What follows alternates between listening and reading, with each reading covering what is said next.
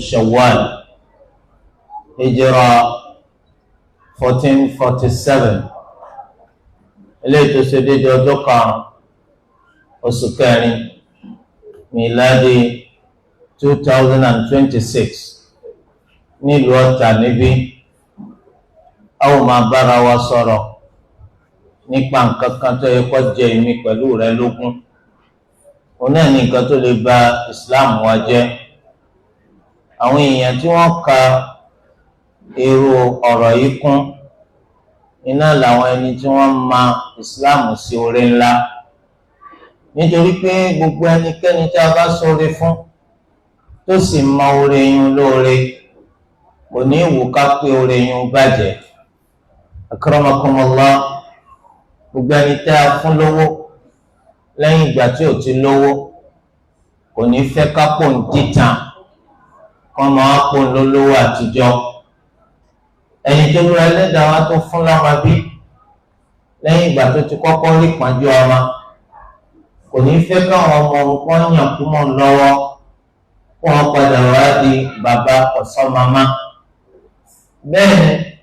ẹni tó lóra ẹlẹ́dàá wa tó gbé sí ipò pàtàkì níbi tí tolórí tẹlẹ́mù àwọn èèyàn tó ti ń wáyé fún kò ní wù ká pọ̀ ló ń tún wá padà yí padà ló ń wá di ọ̀kan nínú àwọn mẹ̀kúnnù tí ọ̀já máa ń kankan kò ní fẹ́ kó lè yàn bàjẹ́. Kí wọ́n ní oore owó, ọmọ, ọlá, àwọn orí ńláńlá ni ó, àmọ́ kí ni wọ́n já mọ́lẹ́gbẹ̀ẹ́ orí al-Islam. Orí al-Islam òun ló ju gbogbo orí lọ. Torí ẹ̀ gbogbo ẹnikẹ́ni tó ní wá bá ti ṣe ní mùsùlùmí Olúwa ti ṣe oore tó tóbi ju gbogbo oore lọ fún, nítorí wípé faman yuridillahu an yahdiyahu yashrah sadrahu lil-Islam. Gbogbo ẹnikẹ́ni tó ní wá bá gbèrò láti fọ̀nàmà yóò sì payá ìyá rẹ̀ sẹ́sìn Islam. Olúwa Ẹlẹ́dàá wa ti ṣe wá lóore ńlá, ó mú wa jẹ́ mùsùlùmí, ó ṣe wá lóore ńlá, ọmọ ajé ọ̀kan nínú ọmọlẹ́yìn Ànábì Muhammad sallallahu alayhi wa alihi. A máa ń sọ, a sì tuntun sọ lónìí, kí ni nǹkan tó ní nínú oore nígbà tó jẹ́ mùsùlùmí? Kò sí kankan tó ní nínú gbogbo tí wọ́n ń pè lóore lẹ́yìn ìgbà tó lùwà ti ṣe ọ́ mùsùlùmí. Kí wọ́n á ní tí wọ́n ní nígbà tó ní Islam? Ó ní kankan. Gbogbo ẹni tí ò bá ti ní Islam kò ní kankan. Owó rọ, ọlá rọ, ipò rọ, tó padà parí rẹ̀ sínú náà jahannam. Olúwa Ẹlẹ́dàá wa faman zahziha 'anil nari wa udkhila al-jannata faqad faz. Ẹnikẹ́ni tí a bá gbé jìnnà síná táwa mú àlùjánnà onítọ̀hún ló jèrè. Olúwa kó jẹ́ kémi pẹ̀lú rẹ̀ ká jèrè. Olúwa dákun má ṣe wá lọ́mọ aná, má jẹ́ kó máa ná tara wa jáde. Olúwa dákun ṣàánú wa, gbogbo ń táàsì táàfì dọ́mọ àlùjánnà sí ní rọrùn fún wa láti sìn. Torí ẹ̀ tá a bá mọ ìsìláàmù tó lu Ẹlẹ́dàá wa fi fún wa, tá a bá mọ lóore, a gbọ́dọ̀ ṣọ́ra fún gbogbo nǹkan tó lè ba ìsìláàmù yìí jẹ́. Nítorí pé ẹni tó bá mọ oore lóore ó ní òní fẹ́ ṣe nǹkan tí ọ̀bọ̀ oore rẹ̀ jẹ́. Àmẹ́ni tá a sọ oore fún tí ọ̀ka oore tá a ṣe fún kọ́ oore kò ní í dààmú bóore ń bá lè bàjẹ́ kó bàjẹ́, bí ìmọ́lẹ̀ ń bá lè wọ ọ̀kùn kọ́ wọ́. Irú àwọn wọ̀nyẹn, irú ọ̀rọ̀ yìí kò ní tà létí irú wọn, nítorí pé ìsìláàmù náà tẹ́lẹ̀ kọ̀ọ̀ká fún oore. Ẹni tá a wá ń gbà pípọ́ ka ìsìláàmù fún oore yóò jẹ́ni tó mójútó ẹ̀sìn Islam. Ìwọ́n pera rẹ ní mùsùlùmí, ṣùgbọ́n àgbà onídìí pò ń sìn kankan nínú ojúṣe mùsùlùmí. Ìwọ ọ̀ka ìsìláàmù fún kankan, nítorí pé ń bẹ nínú àwọn èèyàn tó ń pera wọn ní mùsùlùmí lónìí tó ń kórúkọ lásán ni wọ́n fi ń jẹ́ mùsùlùmí. Fala saddaqa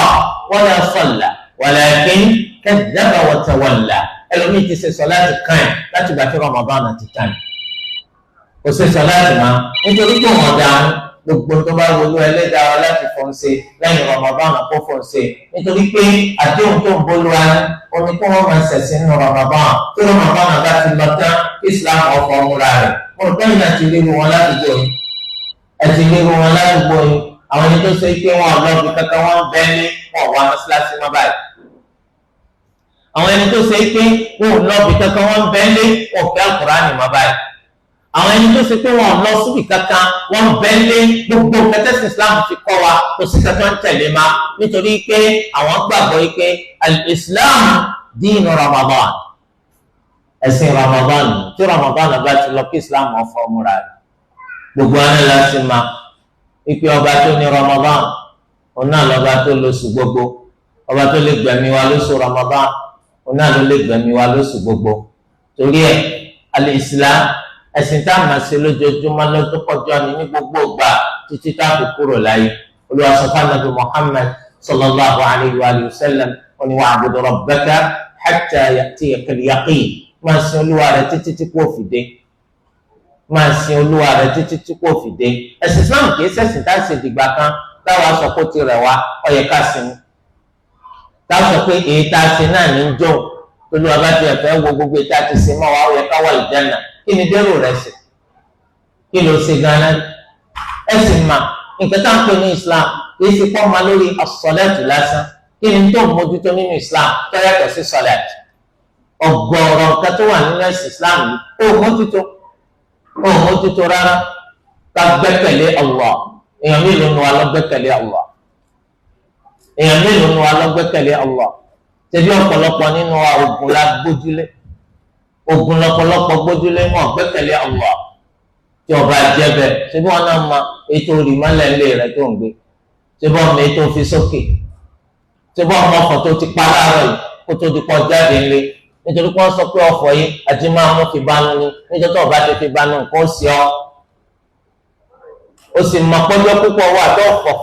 fi ọ̀fọ̀ òfò tó fi bánú tí nǹkan kan ò sì sí ọ tààrà ẹni tí ń sọ alọ́jọ́kọ́jọ́ Allah torí di eléyìí báyìí nítorí wà nínú Islam pọ̀ gan nínú ìjọsìn ọ̀nà ní ká gbẹ́kẹ̀lé Allah nínú ìjọsìn ọ̀nà ní ká jẹ́ ẹni tó ṣe pàǹbẹ̀rù Allah nínú ìjọsìn ọ̀nà ní ká jẹ́ ẹni tó ṣe pé àmọ́ pẹ̀lú mí ìtọ́yàtọ̀ sí Allah nínú ìjọsìn ọ̀nà ní kó jẹ́ pé àmọ́ kégbàmígbàmí kégbàjáde lọ pẹ̀lú mí tọ́yàtọ̀ sí Allah nínú ìjọsìn ọ̀nà ní kó jẹ́ pé àfi ìran kan wá sọ́dọ̀ ẹlòmíì tọ́yàtọ̀ sí Allah ṣebí wọ́n ń sọ fáwọn èèyàn wípé ojú yín là ń wò yín ni túmọ̀ ojú yín là ń wò ṣirkun billah ìṣẹbọ sí Allah ara ìjọsìn ọ̀nà ní kó jẹ́ pé òfojú sọ́dọ̀ ẹnìkan àfọ̀dọ̀ Allah kí ló dé ọmọ tó ń sọ fún ìyàwó rẹ̀ pé ọpẹ́lọpẹ́ àwọn ajá tí ń gbó lóru òní àwọn ẹlẹgbẹ́ wọn bá ṣe ọṣẹ fún ọ̀pọ̀lọpọ̀ ládùúgbò yìí ọpẹ́lọpẹ́ ajá tí ń gbó ládùúgbò yìí sọmọ kó ti ṣẹbọ sí Allah ọpẹ́lọpẹ́ Allah àbọpẹ́lọpẹ́ ajá sọmọ pọmọ rẹ̀ kàwé ọkàwé jáde ẹwà ṣẹ títí ẹríṣẹ kótó wá di pé bàbá ọ̀nàrẹ́bù ó ní kọ́ ọmọ kówó ẹ̀rí wa wọ́n kówó ẹ̀rí fún bàbá ọ̀nàrẹ́bù kọ̀tọ́jọ́ kò tó sùn ọmọ ríṣẹ́ ẹ lọ́pẹ́lọpẹ́ yín our honourable our able honourable ọpẹ́lọpẹ́ yín àbí ọpẹ́lọpẹ́ Allah ẹ̀rí pọ́nà táwọn èèyàn gba ṣẹbọ sí Allah ọ̀pọ̀ púpọ̀ tàmí nínú àwọn èèyàn tí ń pera wọn mùsùlùmí ní ọmọ nálé ológun sẹ́mi kwara àjọsìn onáyìn tó yẹ kó lu alẹ́ gbẹ́kẹ̀lé ọ̀dọ̀ rẹ̀ náà lẹ́ fojú sí ọ̀dọ̀ rẹ̀ lẹ́ tí ń tọrọ òun lẹ́ sáàdì ṣé gbogbo èèyàn ní sáàdì Allah tó sì ń pèrè àwọn mùsùlùmí kẹlà ṣàṣà wọn ẹni tó jẹ́ aláìní ọ̀nàlẹ́ aláwo àwọn olówó kọ́ àwọn náà ò tí ì yé nálẹ́ aláwo wọ́n sọ fẹ́ nìkan pé ẹyẹ ńnálẹ́ aláwo ó lò ń ńnálẹ́ aláwo àwọn àfa nìkan ló máa lọ bá àfa yẹn kí ló náà ń ṣe iṣẹ́ awo ló náà ń ṣe kò sí yàtọ̀ láàrin gbogbo wọn. àtẹni tí ń lo omi àtẹni tí ń lo iyẹ̀pẹ̀ àtẹni tí ń lo ọ̀pẹ̀lẹ̀ àtẹni tí ń dáfá kí ni gbogbo wọn fẹ́ tàtàrà nǹkan yìí páwọn máa wọn fẹ́ tàtàrà rẹ̀ sọ páwọn máa ń tọpa máa gbogbo ẹnikẹ́ni tó bá sì sọ pé ọmọ àti ọpamọ́ ó ti fọ́nù sọ yí pé àtòun àti Allah àwọn dọ́gba qul la ya'lamu man fi as-samawati wal ardi al-ghayba illa Allah sọ fún wọn pé gbogbo ẹ̀dá tí ń bẹ sánmà méjèèje àti ilẹ̀ méjèèje kò sí kan nínú wọn tó máa ń tọpamọ́ àyàfi Allah omi ló ń lò àtẹ́lẹwọ́ ló ń wò ìràwọ̀ ló ń wò yánrin ló ń tẹ̀ alákòókò ọ̀ràn gbogbo àwọn ẹni tí wọ́n sọ pé àwọn máa ń tọpamọ́ ta ló máa ń tọpamọ́ nù wa adúpẹ́ pé kò sáwọn aláwo lọ́tà.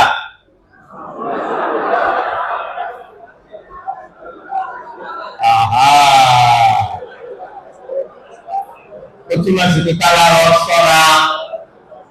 kó ní ìsìláàmù kó mójútó ìsìláàmù rẹ̀ ikú ń bẹ èèyàn tí ń bẹ lónìí ni wọ́n máa sọ pé kò sí lọ́la téèyàn ọba ti wá mójútó ìsìláàmù rẹ̀ kí lẹ fẹ́ lọ jábọ̀ rẹ̀ fún Allah ibi tí ìbẹ̀rù wà nù tó bá gbà wọn bẹ láyé lọ láéláé ó sì sẹpẹrẹ ṣùgbọ́n àkùdọ ìta wa gbélé ayé ìṣe náà lálọ jábọ̀ orí rẹ̀ ni wọ́n ti ṣèdájọ́ fún wa Olúwa kó má jẹ́ kémi pẹ̀lú yín kó má jẹ́ abọ́ ha kó má jẹ́ ajá kòtò. Akramakumullah ìdẹ̀ra ńlá ní Islam ẹni tí ó bá ti máa ní dẹ̀ra kò lè jẹ́ ẹni tí ó wà nínú dẹ̀ra lọ́la gbẹ̀ndẹ̀l qiyam. Ìdẹ̀ra ti Islam tó o bá ti tayé máa ní dẹ̀ra kò lè rí dẹ̀ra tal qiyam. Ẹgbọ́n tó lu àwa wí inna ad-dina 'inda Allahi al-Islam dájúdájú ẹ̀sìn lọ́dọ̀ Allah òní Islam yíṣẹ́ pé lórí ànábì Muhammad sallallahu alayhi wa sallam ló ti bẹ̀rẹ̀ o láti tìjọ́ tí ànábì Adam alayhi salam tó ti dókè pẹ̀ tó ló wá ti ní ká máa sìn kí ni wọ́n fi sìn Allah Islam ni wọ́n fi sìn Allah baba ńlá wa Ibrahim alayhi salam ẹ̀sìn wọn ni wọ́n fi sìn Allah al-Islam wa man yarghabu عن ملة إبراهيم إلا من سفه نفسه ولقد اصطفيناه في الدنيا وإنه في الآخرة لمن الصالحين إذ قال له ربه أسلم قال أسلمت لرب العالمين مسلمين بابا الله وإبراهيم عليه السلام ملة أبيكم إبراهيم وسماكم المسلمين من قبل السين بابا الله النبي إبراهيم عليه السلام قلنا له صحيح مسلم تلنا gbogbo anabi pátá islam làwọn náà ṣe gbogbo ẹnikẹ́ni tẹ́ bá rí tí ń sin nǹkan mi kẹ́yà pẹ̀ sí islam ń fásitì ó ṣòfò ni o ń bara rẹ̀ nígbèsí ayé jẹ́ ọ̀n kọ́ lẹ́tà sí kí àtúbọ̀tán wọn máa da kọ́rùn òun kọ́ máa sùn. olùwà tó wá sọ wípé wa man yabtaghi ghayra al-islam dinan falan yuqbala minhu wa huwa fil akhirati minal khasirin ẹnikẹ́ni tó bá wà nǹkan mi tó fi ṣẹ̀sìn tó yàtọ̀ sí ẹ̀sìn islam olùwà ò ní gbà lọ́dọ̀ rẹ̀ gbogbo gbogbo àmà ń ṣe ẹ bá para lójú bẹ́ẹ̀ lọ tí o bá ti ṣe islam Allah ò ní gbà lọ́dọ̀ yìí ẹ sì jọkàn ní ẹni tó ṣòfò lọ́la gbẹndàlù kìyàm Olúwa kó má jẹ́ ká ṣòfò torí ẹ à ń ti ṣe islam àwa padà ṣe islam à ń bẹ Allah má fi ṣàdánwò fáwa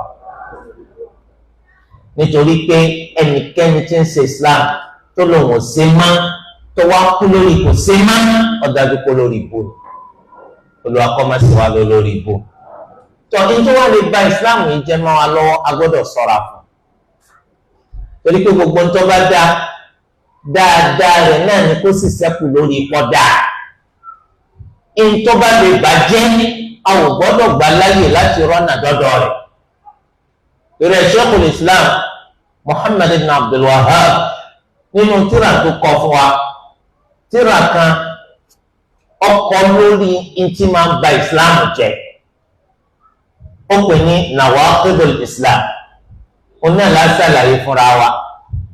káyọ̀ bá sọ́ra fáwọn nǹkan tó lè ba ìsìláàmù yìí jẹ́ wọ́n ní èèyàn máa ń ma burú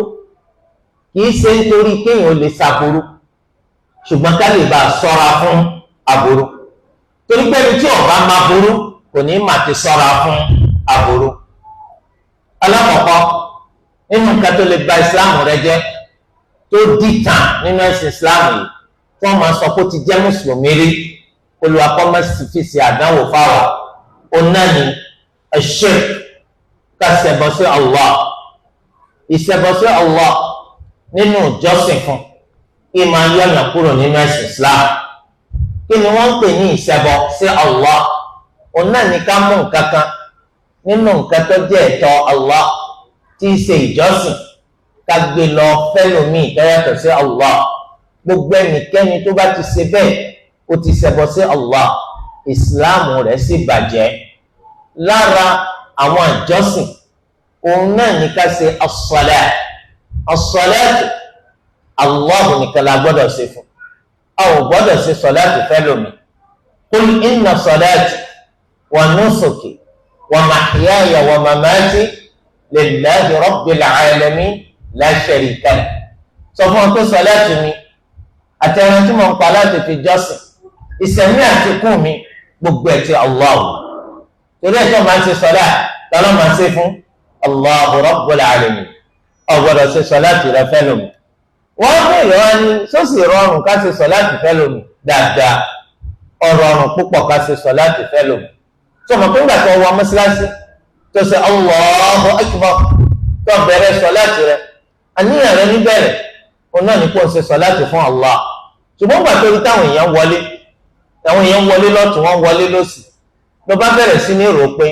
ó yẹ kí o jẹ́ káwọn èèyàn yọ dàmà wípé sọláàtì tiẹ̀ sọláàtì tí a sẹ́kùbọ̀ sábẹ́ ni. torí ẹ̀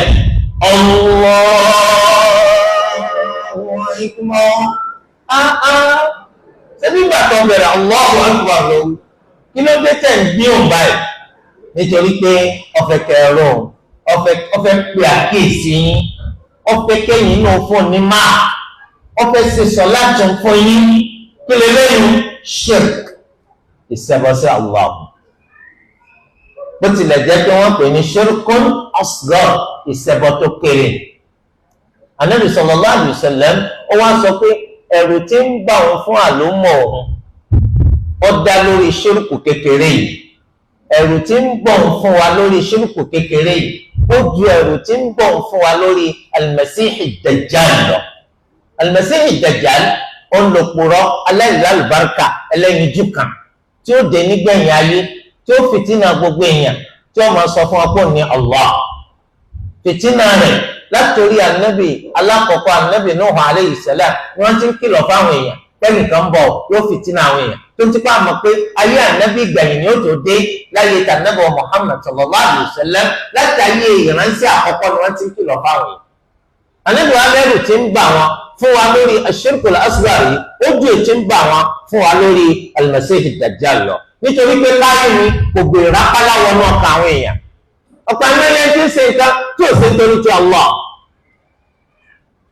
yóò máa sọ̀rọ̀ kò ṣe nítorí ti Allah, yóò máa ṣiṣẹ́ kò ṣe nítorí ti Allah, yóò máa hùwà kò hù nítorí ti Allah, yóò sì máa fi hàn wá àwọn tá a jẹ́ kúrútù tá a máa nú ọkàn rẹ̀ ike nítorí ta ló ń ṣe é ṣe nítorí ti Allah, ìṣẹbọ sí Allah.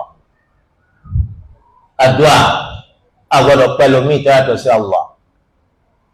àgbọ́dọ̀ tọrọ kankan lọ́dọ̀ ẹlòmíì tó yàtọ̀ sí Allah, àgbọ́dọ̀ wàsọ̀ lọ́dọ̀ ẹlòmíì tó yàtọ̀ sí Allah, àgbọ́dọ̀ pé kẹ́nìkan bá wa wá orí wa tó yàtọ̀ sí Allah, àní pé kẹ́nìkan bá wa lé aburú jìnnà tó yàtọ̀ sí Allah. ẹnikẹ́ni tó bá ti lè pé ẹnìkan tó yàtọ̀ sí Allah li jalbil manafi' wa li daf'il madar, ó ti ṣe shirkun billah. láti fa dáadáa, láti ti aburú dànù, ó ti ṣẹbọ sí Allah. Olúwa kó má jẹ́ kémi pẹ̀lú yẹn ṣẹbọ sí Allah. ẹnì pé tẹ́ bá kíyèsí àwọn èèyàn ń ṣẹbọ sí Allah, kí ló dé tí ọ̀fọ̀ tó fi dẹnu mùsùlùmí? mùsùlùmí tí ń pọ̀fọ̀ kí ni ṣe? ó ń ṣẹbọ sí Allah. nítorí pé nínú ọ̀fọ̀ wọ́n ń pè àwọn kan kí wọ́n ṣe nǹkan kan fún ni ní dáadáa, kí wọ́n sì ti aburú jìnnà sí ni. èyí tí wọ́n ń pè sí Allah, wọ́n ń pè Ọ̀rúnmìlà, wọ́n ń pè àwọn òòṣà lóríṣiríṣi, àwọn ohun lóríṣiríṣi. sí àwọn ọmọ yín sáwọn ni Allah, nítorí pé tí wọn náà bá ti bá wọn kọ́kọ́ kó tètè mà, ọba wọn pògèdè kó tètè mà, ọba wọn pàyájọ́ kó tètè mà. gbogbo nǹkan tó ń pè yín kí ni túmọ̀ rẹ̀ lábẹ́ òfin ṣẹ̀ríà? ọ̀n ṣẹbọ sí Allah, ó ti ń ba ìsìlámù rẹ̀ jẹ́. akramakumullah, ọ̀pọ̀lọpọ̀ gan lórúkọ kó ń ṣàdúrà, wọ́n ń ṣe àdúrà tí wọ́n kọ lédè Lárúbáwá. ǹjẹ́ jẹ́ mọ̀ fáwọn míì tó ṣẹbọ sí Allah? torí pé àwọn orúkọ Allah la máa fi pe Allah, walillahi al-asma'ul husna fad'uhu biha, tí Allah làwọn orúkọ tó rẹwà jù, ẹ máa fi pe Allah. ó lè fi orúkọ Allah pe Allah kẹ́nìkan sọ pé ọ̀sẹ̀ sí Allah, kò lè ṣeéṣe. ya Allah, ya Rahman, ya Rahim, ya Salam, ya Mu'min, ya Muhaymin, ya aziz ya jabbar ya mutakabbir àti bẹ́ẹ̀ bẹ́ẹ̀ lọ. ṣùgbọ́n máa lò ó bó ti ṣe tọ́. wọ́n fẹ́ kó lo ẹlẹ́dàá wa kó sọ. wọ́n fẹ́ kó lo ẹlẹ́dàá kó sọ níbi gbogbo aburú. ya hafiz ihfazni min kulli su'. ìwọ ọba tó o máa sọ yìí tó o máa sọ gbogbo nǹkan sọ mi níbi gbogbo aburú. wọ́n fẹ́ kó lo ẹlẹ́dàá wa. wọ́n fẹ́ kó sínú àrísìkí fún ọ. ó pè pẹ̀lú orúkọ tó ní í ṣe pẹ̀lú tó ń tọrọ. ya Razzaqu urzuqni. ìwọ ọba ọlọ́rọ̀ tó ọ̀rọ̀ ni lọ́rọ̀ rọ̀ ní lọ́rọ̀. ọ̀n fẹ́ kó lu ẹlẹ́dàá kó sínà fún ọ̀nà ọ̀la. ya Fattah iftah li abwaba fadlik. ọmọ kẹ Allah pẹ̀lú àwọn orúkọ tó ní í ṣe pẹ̀lú tó ń tọrọ. wọ́n á ń ṣàdúrà lédè Lárúbáwá. àwọn agbọ́ tó ń pe àwọn orúkọ kan àmọ́ nínú àwọn orúkọ Allah ajẹ́ ìpè wọn náà ti ń ṣe kíni ò ti ṣẹ̀bọ̀ sí Allah bí ẹni tí ń ṣe àdúrà lórí ya Muhammad kun ma'i wa Muhammad mo fẹ́ kọ́ bẹ pẹ̀lú mi Muhammad wà ó ṣé ànábì wa Muhammad sallallahu alaihi wasallam ṣé ìdá tó lu adá ni àbí ẹlẹ́dàá ti ń dẹ́yà mo ń bí ilé rẹ̀ ni ẹ̀dá tó lu adá wò lọ́wọ́ alẹ́sọ̀ sí ká máa pè lẹ́yìn Allah tába ti pè nǹkankan lẹ́yìn Allah kí la ṣe àti ṣẹbọ sí Allah anábì wa gba àbí ọ̀gá púpọ̀ ṣùgbọ́n bí kò máa pè kọ́ tọba ti lè pè ó ti ṣẹbọ sí Allah. wọ́n wá ń ṣe tawaf níbi tawaf rẹ̀ ọwọ́n sọ pé ya Aliyu ya Hussein ya Aliyu ya Hussein ya Aliyu ya Hussein báwo kí ló ṣe yín ó ń ṣẹbọ sí Allah nítorí pé Ali ọ̀kan náà àwọn sàhábì ni sọ́lẹ́tọ̀ ká máa pè é kọ̀lẹ́tọ̀ sí Hussein ọmọ Ali ọ̀kan náà àwọn sàhábì ni sọ́lẹ́tọ̀ ká máa pè é kọ̀lẹ́tọ̀ ká máa pè é ní tó ń sìn lédè kúkúrú ọ̀n ṣẹbọ sí Allah gẹ́gẹ́ báwọn ṣíà yẹn ṣe máa ṣe ní tó máa ń ṣe tọ́wà wọ́n máa ṣe ya Aliyu ya Hussein. akramakallah ọ̀n ṣàdúrà wọ́n sọ pé ya Jibril ya Mika'il ya Israfil ya malakul maut ń pa àwọn màláíkà báwọn kí ló ń ṣe ọ̀n ṣẹbọ sí Allah. àwọn màláíkà ẹ̀dá tó lé wa dá tó ṣe pé wọ́n tóbi púpọ̀ wọ́n sì ní agbára kọjá sísọ ṣùgbọ́n síbẹ̀síbẹ̀ wọ́n lẹ́tọ̀ọ́ sí ká pè wọ́n lẹ́tọ̀ọ́ sí ká pè wọ́n. ókè tí wọ́n bá lẹ́tọ̀ọ́ sí ká pè wọ́n sáwọn kpórùtù láàmú wa pè wọ́n pe ya Ahmad Tijani ya Abdul Qadir Jailani ya Ahmad Rifai ya Ahmad Badawi kí ló ti yẹn shirkun billah ó ti ṣẹbọ sí Allah. a gbọ́dọ̀ pé nǹkan mi yàtọ̀ sí Allah. ẹ wá ṣàdúrà àdúrà tẹ sẹ́yìn wọn alẹ ka kútúbà wọn làwọn ka súrátù Yasin ó tún wá ní kútúbà ni kí ni jẹbẹ nínú tírà kan wọn ní Du'aul Fawz al-Azim ẹ wá rí bẹ́ẹ̀ tí wọn kọ àwọn kankan adadabilu ya sadadabilu àwọn tani bílù yẹn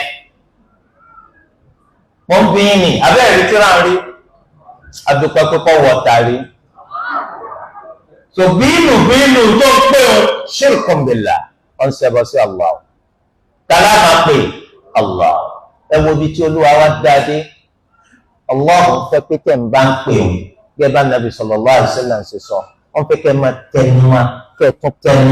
kẹ́ tẹnumọ́ ẹ̀yin yóò sùn kò ní sí Allah.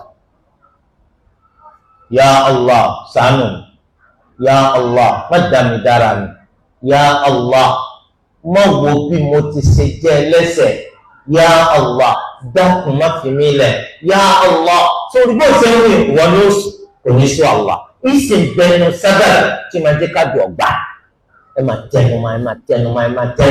ẹ gbọ́dọ̀ jẹ́ oṣù yín àmì ẹ gbọ́dọ̀ pé nǹkan mi yàtọ̀ sí Allah. akramakumullah kìí ṣe dandan ní pété ẹ bá tọrọ nǹkan kó lè wọ fún yín ní tẹ tọrọ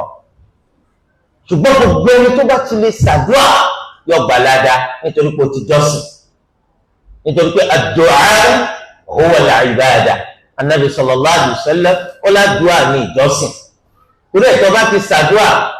nínú kó lè wọ ṣe nǹkan tó ń fẹ́ fún ọ anabi ní sọ fún wa bá àbí kó mọ̀ fún ọ ní tó ń fẹ́ kó wá sóore ní ìfún ọ tó ṣe déédéé tó ń fẹ́ torí pé òun mọ̀ wípé nǹkan tó tọrọ tó bá pé Olúwa bá ṣe fún ọ kò sóore ń bẹ̀ wallahu ya'lamu wa antum la ta'lamun Allahu lọ́mọ ẹ̀yìn ọ̀mà àbí kó sì jẹ́ pé ó fi ládàá kó pohun ó fi sílẹ̀ fún ọ wípé gbàjọ́ gbẹ̀ndà al-qiyamah owó ló fò kò sófò bẹ̀. torí di eléyìí a gbọ́dọ̀ ṣẹbọ sí Allah a gbọ́dọ̀ pé nǹkan mí lẹ́yìn Allah ẹnikẹ́ni tó bá ti lè ṣẹbọ sí Allah ó ti bà Islam rẹ̀ jẹ́. Olúwa ní inna Allaha la yaghfiru an yushraka bihi wa yaghfiru ma duna dhalika liman yasha' wa man yushrik billahi faqad iftara ithman 'azima.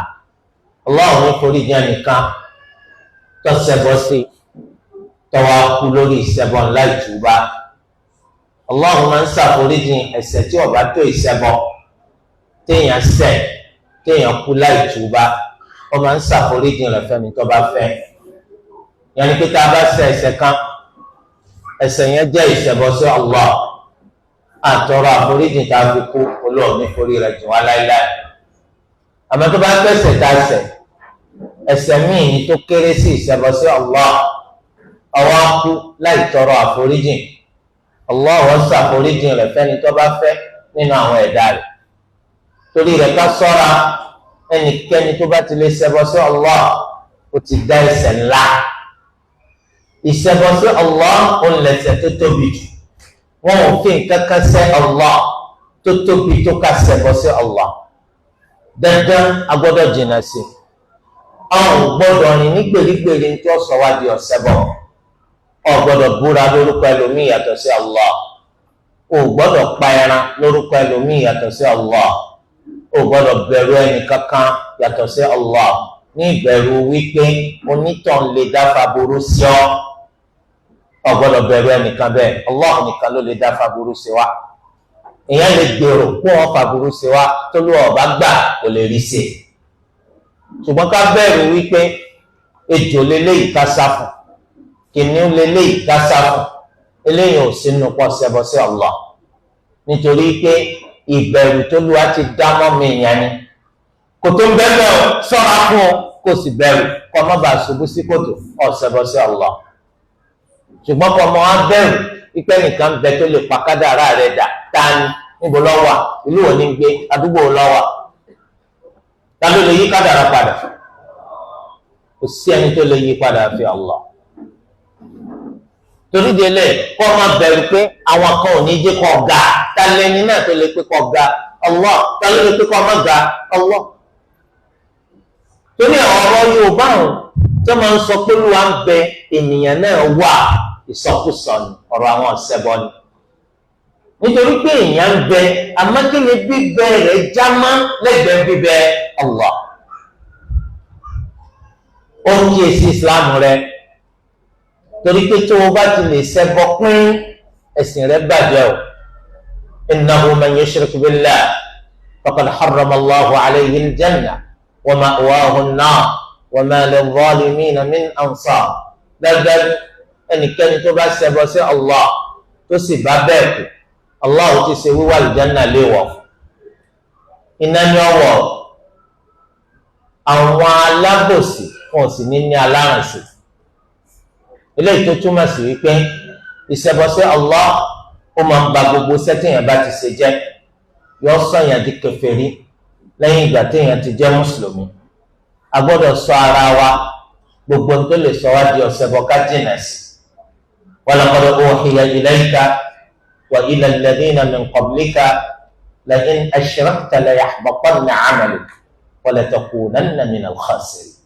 Olúwa láti ránṣẹ́ sí wa Nabi Muhammad sallallahu alayhi wa sallam a sì ránṣẹ́ sáwọn ẹni tó síwájú rẹ̀ ike tó o bá ṣẹbọ sí Allah Olúwa ni mo búra pé gbogbo sẹ́ẹ̀rẹ̀ ó bàjẹ́ ó sì jẹ́ ọ̀kan nínú àwọn ẹni tí ó ṣòfò.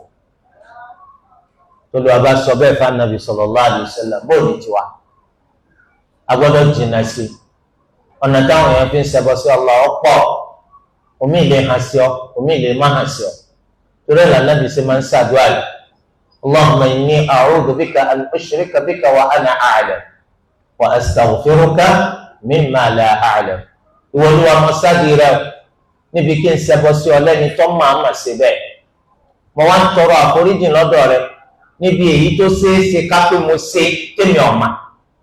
ẹ̀dá kùntà nàbí wa kọ́ aládùn àbáyé ó túmọ̀ sí pé ẹnìkan ò lè máa jánu kọ́ máa fánu kọ́ máa sọ pé àwọn akọjá bẹ́ẹ̀ ìwọ wò àfi kó ló wọ́n ṣàánú wa kó ṣàánú wa kó má jẹ́ ká ṣẹbọ sí i. torí délé yìí gbogbo ọ̀nà tí wọ́n máa ń gbà tí wọ́n fi máa ṣẹbọ sí Allah ò gbọ́dọ̀ gbàbẹ̀. wọ́n lọ joyè kóyè oyè kóyè tó ní í ṣe pẹ̀lẹ́ bọ ò gbọ́dọ̀ jẹ́ torí jẹ́jẹ́jẹ́jẹ́ lóye wà lẹ̀ kó tó di pé ó pera rẹ lọ́mọ yìí ó sì ní dandan nǹkan àwọn bàbá yín ò ní jẹ́ kó pa oyè yìí gbẹ́bọ ní ọ̀fìn nìkan láàdì ìwọ lọ jẹ́ ọ̀dájú pé wọn náà ṣẹbọ ọ wá sọ pé mùsùlùmí ni wọ ó fi dá wọn lójú pé mùsùlùmí ni wọ ìwọ ò ní ṣẹbọ lórí oyè ọgbà òun náà bá ti dá tó ọba jẹ náà tó ṣẹbọ àmọ́ wọn ní mẹ́wàá rẹ̀ tó bẹ́ẹ̀ gbogbo ẹni tó bá ti joyè yọ ṣẹbọ náà sọ ẹ̀kọ́ jẹ́ pé tábà sáyé náà kìyàmọ̀ wà alkìyàmọ̀ wà ọ̀nà tó ń gbà tó fi padà wọ jahannam mùsùlùmí ìwọ ọ̀bẹ̀ pé gbàgbẹ́ mùsùlùmí ìgbàgbẹ́ ọ̀rẹ́ tó rùn tó ṣe pé yóò ti ọdún kọ́ ṣẹbọ sí Allah mọ́mú lọ́rẹ̀ ọ̀ ń bẹ nínú àwọn ọ̀rẹ́ tó ṣe pé tádàá ò bá ṣe wá yóò fi yé wa pé àmúwa Allah eléyìí ọ̀nà ẹ̀ka mú lọ́rẹ̀ àmọ́ ọ̀rẹ́ tó pe àyè báwo ike ìdúlọ́wọ́ nínú ìdúlọ́wọ́ náà kí ni ìṣojú lásán jẹ́jẹ́ ìsọ̀rọ̀ yìí ọ̀rẹ́ kejì bọ́lé tó bá ti múru wọn lọ́rẹ̀ kò sí tàbí ṣùgbọ́n wọ́n padà gbé ọkọ lóhun tí ọ̀dà nítorí pé ìwà tọ́rẹ̀ bá ń hù lọ́rẹ́ rẹ̀ náà máa bá wù ní máa jẹ́ kí ìrẹ́pọ̀ ó nítumà ọ̀dọ̀wọ́ wa ká ṣọ́ra fáwọn ọ̀rẹ́ tí ó kó bá wa àwọn ọ̀rẹ́ tí ó bà tiwa jẹ́ ká sì jẹ́ ẹni tó ní àgbẹ́kẹ̀lé tó lágbára sí ẹlẹ́dàá wa Allah ká gbà pé kullan yusibana illa ma kataba Allahu lana kò sí nǹkan kan tí ó sì wá àfi tó lu akọ. àwọn nǹkan tó ń ti ń ṣe ní ìsìn tó túmọ̀ sí pọ̀ ń ṣẹbọ sí Allah lọ pàtì nílé nǹkan tẹ́ ẹ sọ̀rọ̀ tó sì pé ńlá máa rí gbogbo gbàtà bá wọlé ó ń ti jẹ́ ẹ lọ jà nílé mi tíra ni wọ́n dè má bẹ̀ nílé mi àdó ni wọ́n fi kọ́ nílé mi àpáyì ni wọ́n wé òwú má ilé mi odó làwọn fi kọ́ ibòmí apẹ̀rẹ̀ ni wọ́n so kókè gbogbo oògùn ni tẹ́mọ̀ pé a ò lè sorú nǹkan yẹn máa bá wọlé wa káwọn nígbàgbọ́ kan sí agbàgbọ́ pé ní ọmọ dáàbò bò wa oní ọmọ ṣọ́ wa òní jẹ́ káwọn olè ọ wọlé wa òní jẹ́ kẹ́ni tó fẹ́ gbé wa ṣe tó fẹ́ ṣe wá ń jàǹbá ọ̀yálé wa tó lè bá tiẹ̀ wọlé wa apẹ̀rẹ̀ oní ọ̀sọ̀kalẹ̀ tí ọmọ pọnmi sí àbẹ́ ẹ̀kọ́ odó yìí ni ó bomi sí tí ọmọ gún ipò dìgbà tó bá tó mú omi ó wà mú láì ṣe sùn ẹ rí i pé àwọn àgbàgbọ́ burúkú iná làwọn àgbàgbọ́ tó mú wọn máa so gbogbo nǹkan rọ̀ ọjà lónìí kò gbọdọ̀ dọ̀la nítorí pọ̀lá lè pẹ́ ikú lè pa ọ́kílẹ̀ ọ̀lọ́ tó má. nítorí òsìkú lórí ẹ̀ ni wọ́n fi ṣèṣirò fún ọ. nígbà tí Ànábì Muhammad sallallahu alaihi wa sallam tí wọ́n rí ìfúnpá lápá sàhábé Ànábì ní kéle léyìí ó ní minal wahina níṣẹ́ làwọn máa ń fi sápá nítorí kó lè bá wọn sòògùn iṣẹ́ tí máa kọ́lẹ̀ bá ní lápá Ànábì ní inzaha jadani فإنها لا تزيدك إلا وهنا torí pé kò ní ṣàlékún kankan fún ọ ni pé yóò ṣe àlékún kíkọ́ lẹ́bọ̀ lápá lọ àti pé tí ìfúnpá yìí bá ṣẹ́kù lápá rẹ̀ tó bá fi kú máa aflahta abadan ò ní sórí rẹ̀ láéláé táwọn ẹni bá sọ bẹ́ẹ̀ fún sàábé tí gbogbo ogun tiẹ̀ náà o rò pé ń téèyàn ní téèyàn fi sórí rẹ̀ ìṣẹ́bọsí Allah ọgbọ́dọ̀ jáda kọ gbàgbé rẹ̀ ojú ti Allahu azza wa jalla tọmọ pé èyí jáde ńlẹ kó tó di oúnjẹ má di oúnjẹ ọjà dànù òrùka tó fi sọ́wọ́ òrùka ògùn ni ọgbọ́dọ̀ já dànù gbogbo àwọn tó rí mọ́lẹ̀ ọgbọ́dọ̀ lọ hù dànù nítorí kó ọmọ bá kú pẹ̀lú ọ̀kan nínú àwọn nǹkan wọ̀nyí ilé ìtajà rẹ tí wọn máa ń tẹ rí mọ́lẹ̀ tẹpẹ láwọrò ìṣẹbọsí Allah Olúwa ni máa bá ní mérò wá oníṣì máa mú kérò ọ̀dáṣẹ̀ torí rẹ̀ gbogbo ògùn òfo tó ṣe ọgbọ́dọ̀ lọ wú dànù nítorí kó lè bá Allah pàdé ní mùsùlùmí. Eléyìí pàtàkì púpọ̀. Nínú rẹ̀ náà ní ká dúnra fún ẹlòmíì tó yàtọ̀ sí Allah, bí ká dúnra fálìjànù, bí ká dúnra fún màláíkà, bí ká dúnra fún iwin, àbí ká dúnra fún ṣéwù kan. Wọ́n ní ká lọ dún ẹran dúdú ni lórí àpáta dúdú ní alẹ́ tó ṣókùnkùn birikiti tí Allah náà lè fẹ́ dún ẹran fún. Ẹ̀yin tẹ̀ ń tẹran aṣọ wọ́n wá wọnú ọjà wọ́n declare state of emergency. Wọ́n ní àgbò dúdú abìhó dúdú tí àwọ̀ míì tí ó là lára tí àgbò kan fẹ́ jẹ nínú àtọ̀ dúdú àti funfun. Ìgbà tó máa ti sọ pé kọ́lọ̀ báyìí làwọn wá wọ́n tó bá wọn wá fún ọ̀daràn yọ. Nítorí pé kìí ṣe ìtàn fẹ́ jẹ ẹ sì máa báwo ológun ti ṣe ń tẹ̀ wọ́n jẹ tí wọ́n mú wọn ṣẹbọ sí Allah, àwọn ń tẹ̀ wọ́n jẹ nítorí pé wọ́n gbẹ́jù wọn lọ. Ẹ̀rí kí àgbò dúdú kò tún ní ju ọ̀tún lára tó tún ti padà sọ́jà. Nítorí wọ́n fẹ́ lù lára rẹ̀ wọ́n ti mú. Ìyẹn ni pé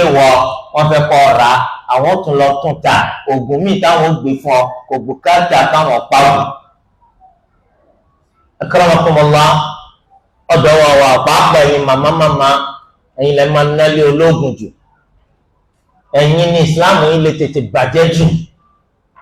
Tẹ́ ẹ bá ti torí tọkọ lọ lé ológun ẹ ti torí ọmọ lọ. Wọ́n lè pa àwọn òrojú ọkọ ńlẹ̀ mà òkè lójú ọkọ wà àwọn fẹ́ rí bọ́. Yọmọ wa nálé ológun yọlọmọ gbagbakugba. Wọ́n lè gbégbó òfò kan fún un pé tọkọ bá ti sùn kọ́ mọ́ kọkọ̀ lé lórí. Mélòó nu yín lọ gbà pé kọ́kọ́ lọ sí kọ́bọ́ọ̀dù rẹ̀ lẹ́yìn rẹ̀ nítorí pé nǹkan tó gbé sínú kọ́bọ́ọ̀dù kò dáa omi gbé sí gidi inú kọ́bọ́ọ̀dù. Ẹlòmíì ó ti torí tọmọ yóò máa lẹ́yìn olóògùn wípé ọmọ òun àwọn tí ń bínú rẹ̀ pọ̀ dání ọ̀lẹ́ni tí ń bínú rẹ̀ láyé títọ́mọ rẹ̀ ṣe jẹ́ nọ́mbà 1. Yọ̀ọ́ máa lọ lẹ́yìn olóògùn títí wọ́n tún mọ́ ọmọ náà lẹ́yìn.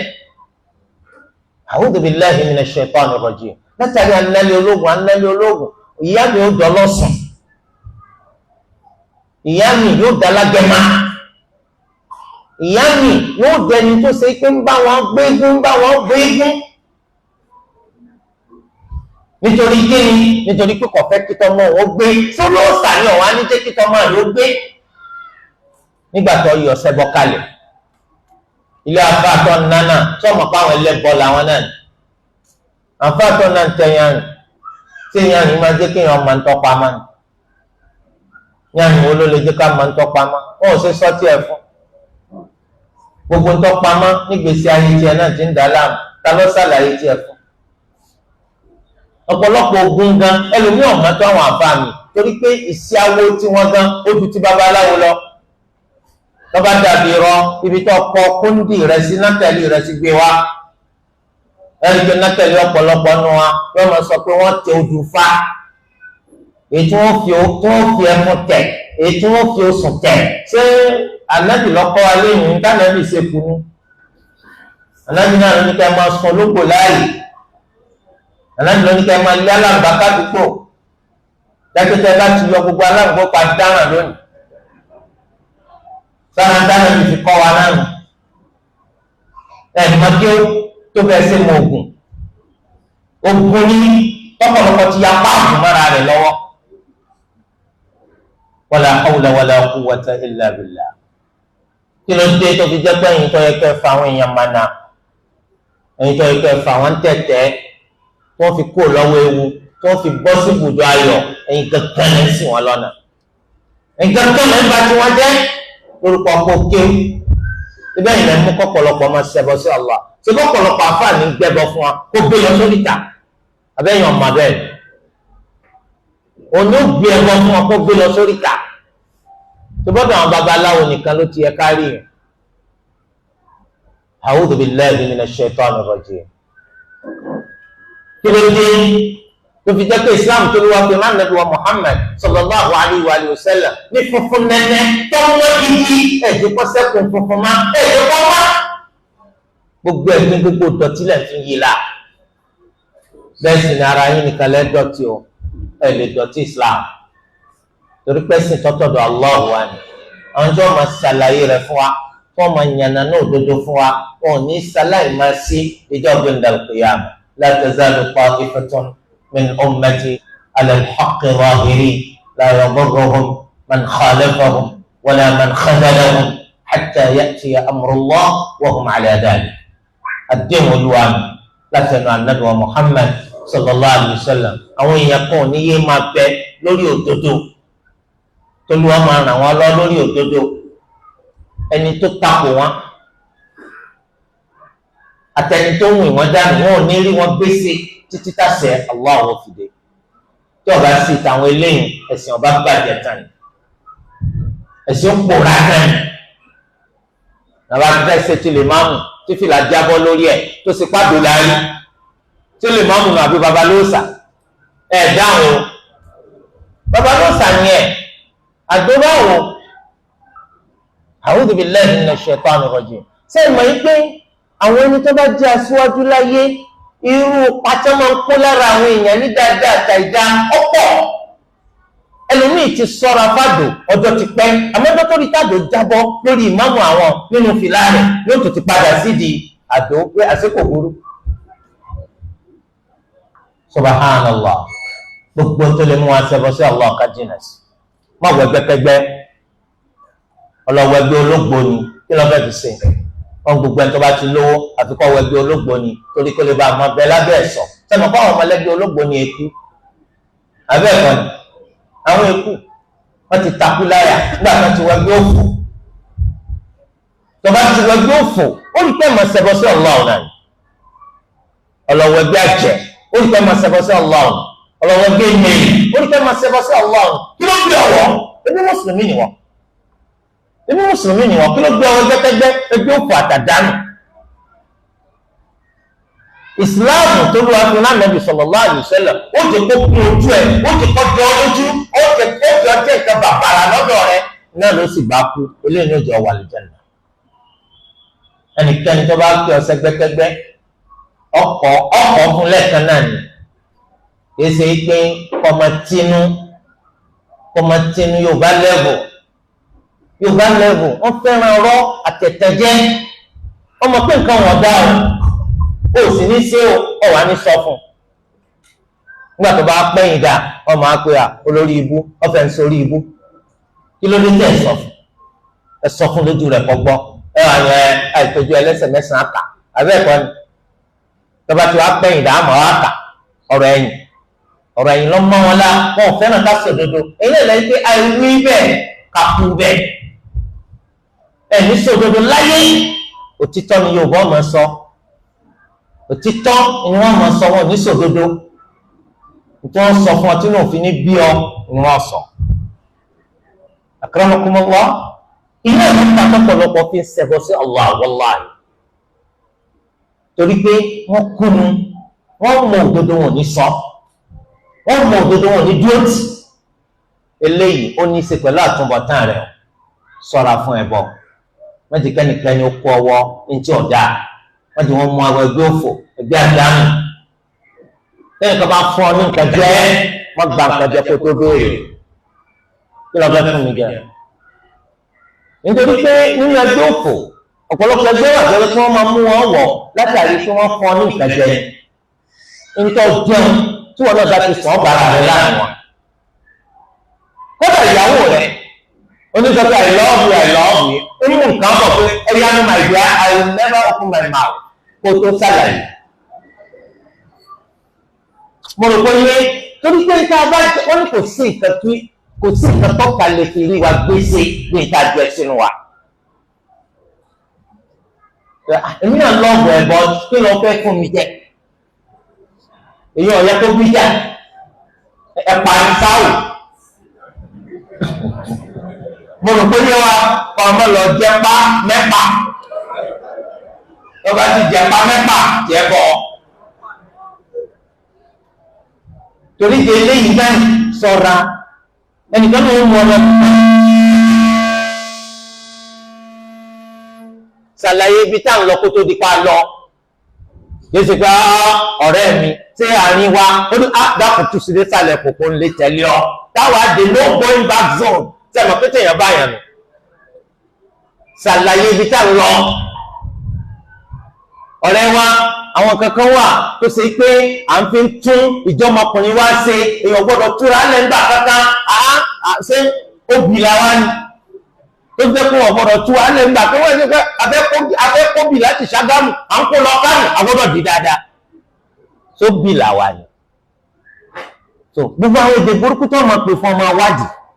nítorí pé tó o bá ṣọ́ra bí wọ́n ti ṣe mú yàn lọ bí téèyàn ti ṣẹbọ sí Allah omi sì wà tó pé àti wọ́ ọ̀rọ̀ ọ̀dọ́ àti fẹ́ jáde lọ tẹ̀lé ó fi yí ọ wípé ńgbà tó ti wọ́ báyìí nítorí ọba yóò ṣe mọ́ àwọn pa ọ̀nà o èyí jẹ́ ti arákùnrin kan ó ti wọnú ẹgbẹ́ òfò ẹgbẹ́ ayé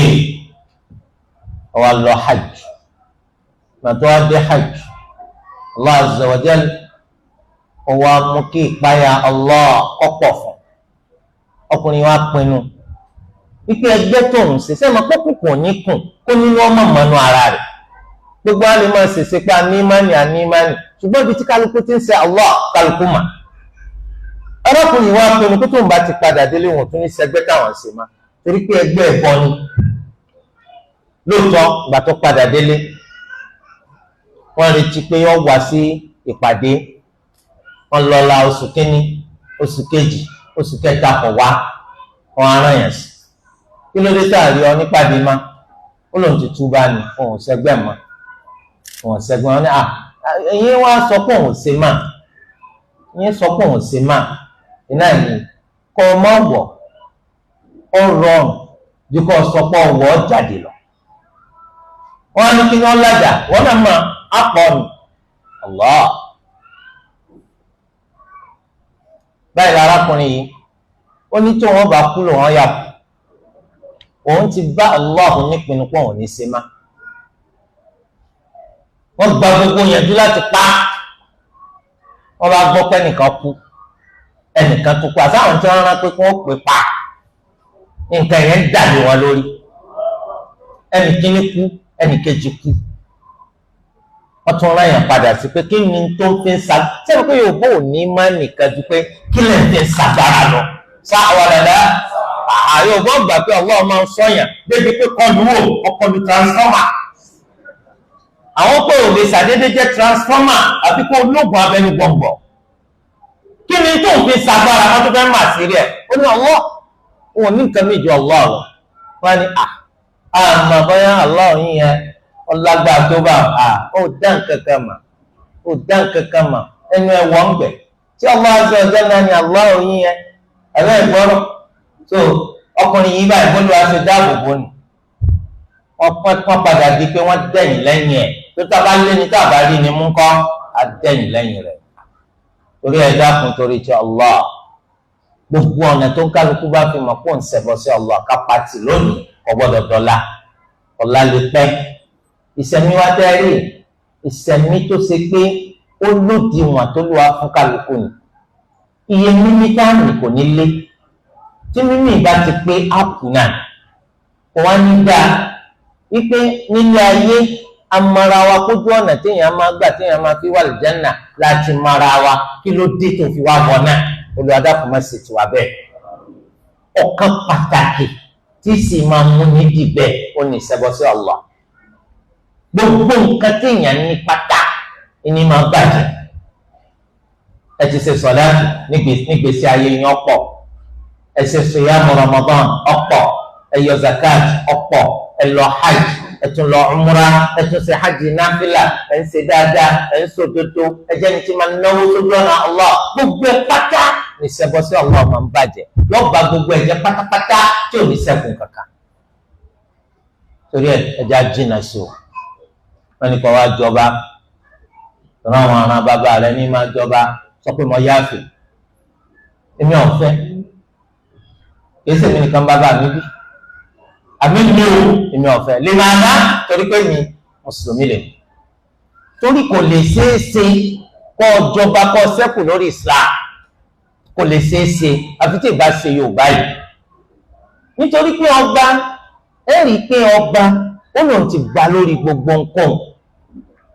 gbogbo ẹbọ lẹ́bọ lóògùn, gbogbo àwọn olóògùn, gbogbo àwọn ẹlẹ́bọ, gbogbo àwọn olóòṣà, gbogbo àwọn aláwo, gbogbo àwọn àjẹ́, gbogbo àwọn ẹmẹ̀rẹ̀, gbogbo àwọn oṣó, tí gbogbo wọn náà ni wọ́n máa ṣe. Òun náà sì máa ṣe bàbá ńlá àti ìyá ńlá ògùn, yóò sì máa forí balẹ̀ fáwọn alálàálẹ̀, yóò sì máa júbà fáwọn òṣàlú torí kí lu ọmọ bá dàrú máa lọ́wọ́. Séèyàn lè wá ṣe gbogbo eléyìí kọ́ sẹ́kù nù Islam?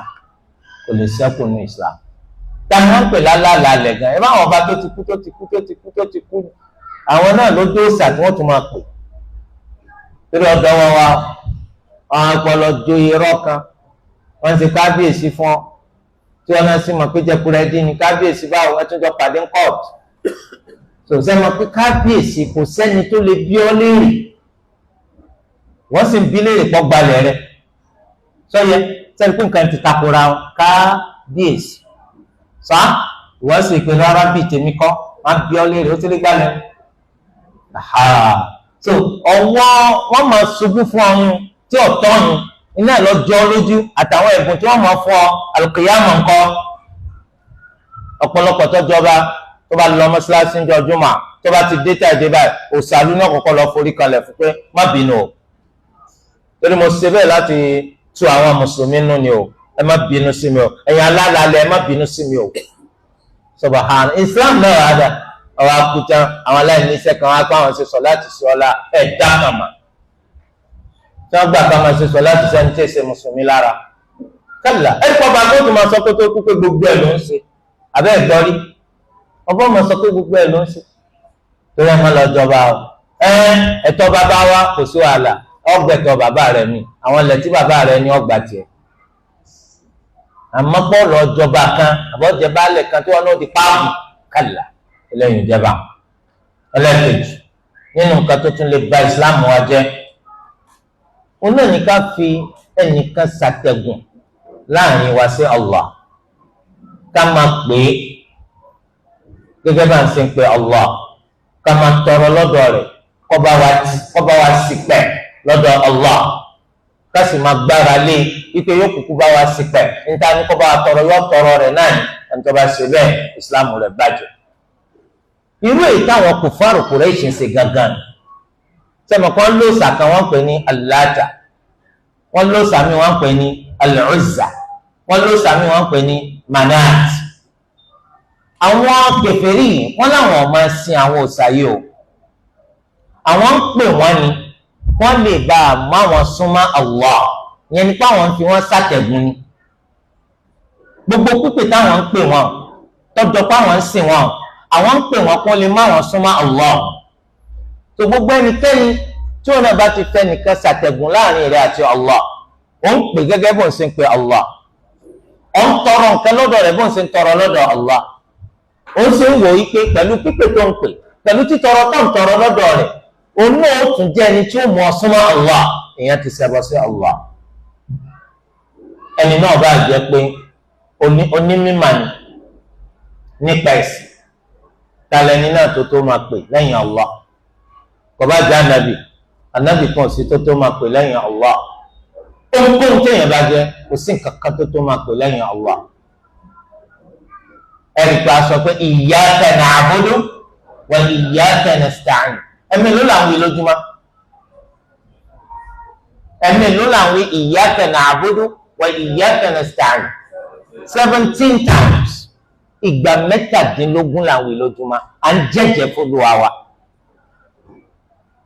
pé ìwọ nìkan láàmásì, ọ̀dọ̀ rẹ nìkan láti máa wá ìrànlọ́wọ́, ìwọ nìkan, ìyẹn ni pé kò sí ìkejì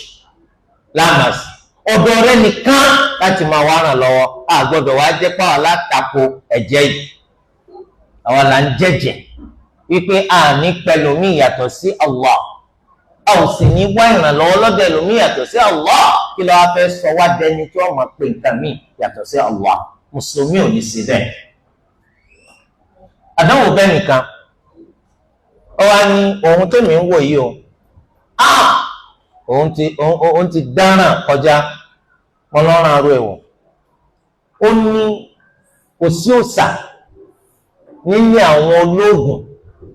adáhunṣe àfáà tí wọ́n gbé sílé tó wọ́n tọrọ nǹkan lọ́dọ̀ àwọn rí.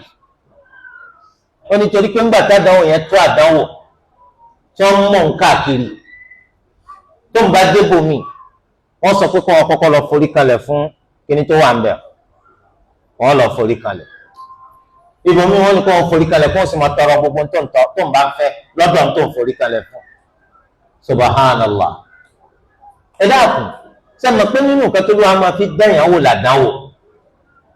àsìkò tí àdánwò tí ì dé gbogbo yẹn lè máa jánu ipò gbàgbọ́ gbogbo yẹn lè máa jánu pé òun yìí sọ̀sẹ́ bọ́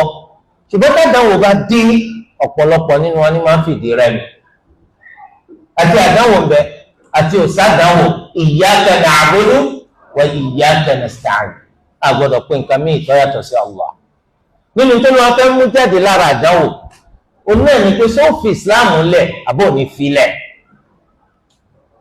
mọ́ wàá ti torí kádánwò débọ̀ kó fi ìsìláàmù rẹ̀ lẹ̀ nítorí pé tó bá fi ìsìláàmù sílẹ̀ àdánwò tó ṣe ọ́ tẹ́lẹ̀ ọmọ ni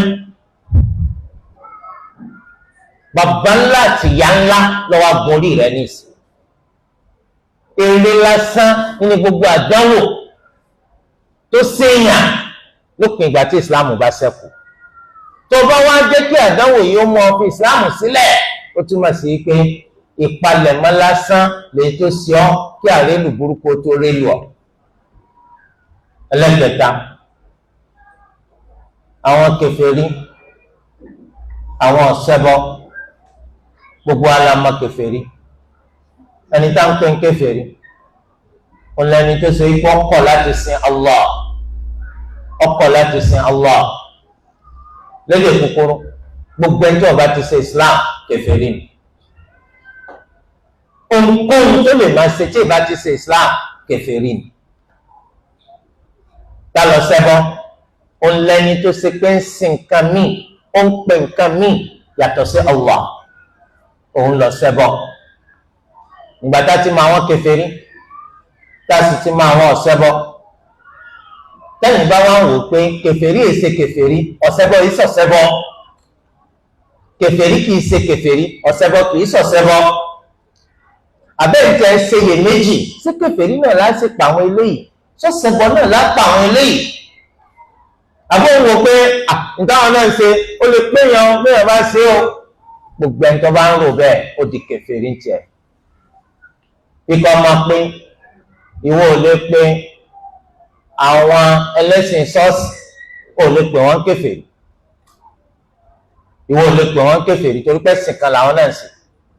ìwọ ò lè pè àwọn Yahudi ò lè pè wọ́n kèfèrí torí ẹ̀sìn kan làwọn náà ń ṣe sórí ń lè pè wọ́n kèfèrí tó wíwọ̀n ọ̀sọ́ di kèfèrí nítorí pé òun ti ń ṣàtúnṣe ìṣe kèfèrí pò náà ọ̀nà ni kò lè mọ orí ńlá tó lọ́ọ́ ṣe fún ọ ẹni tí ò bá ti ṣe Islam ẹ̀sìn lásán ní ṣe kìí ṣẹ̀sìn kèfèrí lásán ní kìí ṣẹni tó gbàgbọ́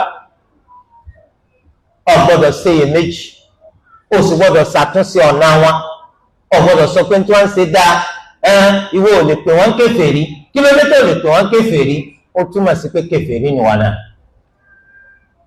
ẹni tó lù wá pè ń kèfèrí ìwọ ló lè pè ń kèfèrí wọ́n gẹ́gẹ́ bíi tani àwọn eléégún àwọn olóró àwọn ẹlẹ́yọ̀ àwọn alágẹmọ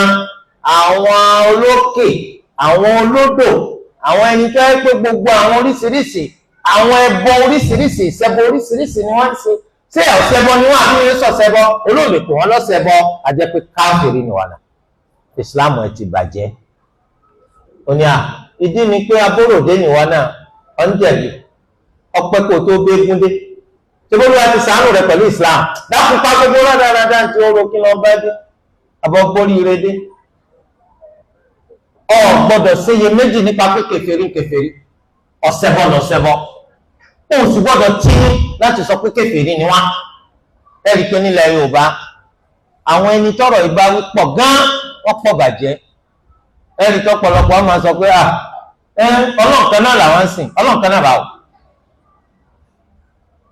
bọ́n wọn ṣe ń sìn kankan náà mùsùlùmí sìn Allah qul huwa Allahu ahad àwọn ẹlẹ́sìn ṣọ́ọ̀ṣì kí làwọn wí mẹ́ta ní kíni mẹ́ta lọ́kan sọ́jọ́ra wọn kọjọ́ra wọn. àwọn Yahudi kìí ṣe Allah ni wọ́n ń sìn. bákan náà ológun wo ní sìn Allah, olóró wo ní sìn Allah, alágẹmọ wo ní sìn Allah, ìbágẹmọ ní sìn, olókè wo ní sìn Allah, ebókè ló ń sìn, olódò wo ní sìn Allah, ebókè ló ń sìn. báwo ló ṣe jẹ́ kí gbogbo ẹgbẹ́ àrùn mọ́ ọ lọ oníṣẹ́wù wo ní sìn Allah, oníṣẹ́wù ló ń pè. ìwọ nìkan tó ń sin Allah ọ̀dá yàtọ̀ gédégbé wípé wọn ni mùsùlùmí. Allah yìí ló sì jọ́ràn yà lórí kálukú kíkà sí. bó ló sọ wá fẹ́ máa tún ọ̀nà tí wọ́n ṣe ọ̀nà kèfèrí. wọ́n á pé ọ̀run lọ́mẹ́mì tí wọ́n là àkótó dípá dọ́rùn mùsùlùmí àti màdájú pé àwọn ẹlẹ́ni tí ó rọ̀ ọ̀nà lọ àwọn ni wọ́n wà lè Jánnà. má tan ara rẹ̀ dànù. torí de eléyìí ọgbọ́dọ̀ kí ẹsẹ̀ sìn rẹ̀ o. ọgbọ́dọ̀ jẹ́ni tí ń ṣe iyèméjì nípa pé kèfèrí ni kèfèrí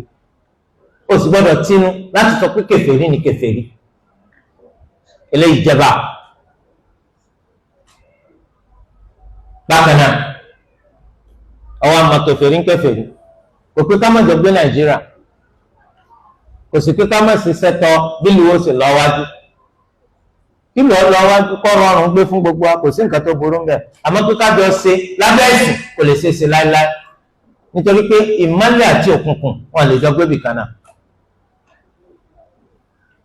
àmọ́ pé tọ̀ state wa l'Ògùn state a fẹ́ ṣiṣẹ́ kí state wa kó develop, kí gbogbo nǹkan dùn owó mbẹ̀, kí ló burú mbẹ̀. wọ́n máa ṣe tiẹ̀ kí mi náà máa ṣe tèmi, kí state ọlọ́wájú. àmọ́ pé ẹ̀sọ̀ kan lábẹ́ àbúradà ẹ̀sìn ẹni tó máa ń pèpè lọ sídìí eléyìí kẹ́ ẹ̀ mọ̀ fáwọn ẹni tó fẹ́ sọ gbogbo dẹ̀sìn gbogbo èsì ìṣẹ̀sìn Islam nìkan lẹ̀sìn eléyìí níjọba. bákan náà nínú nǹkan tí máa ń ba Islam jẹ́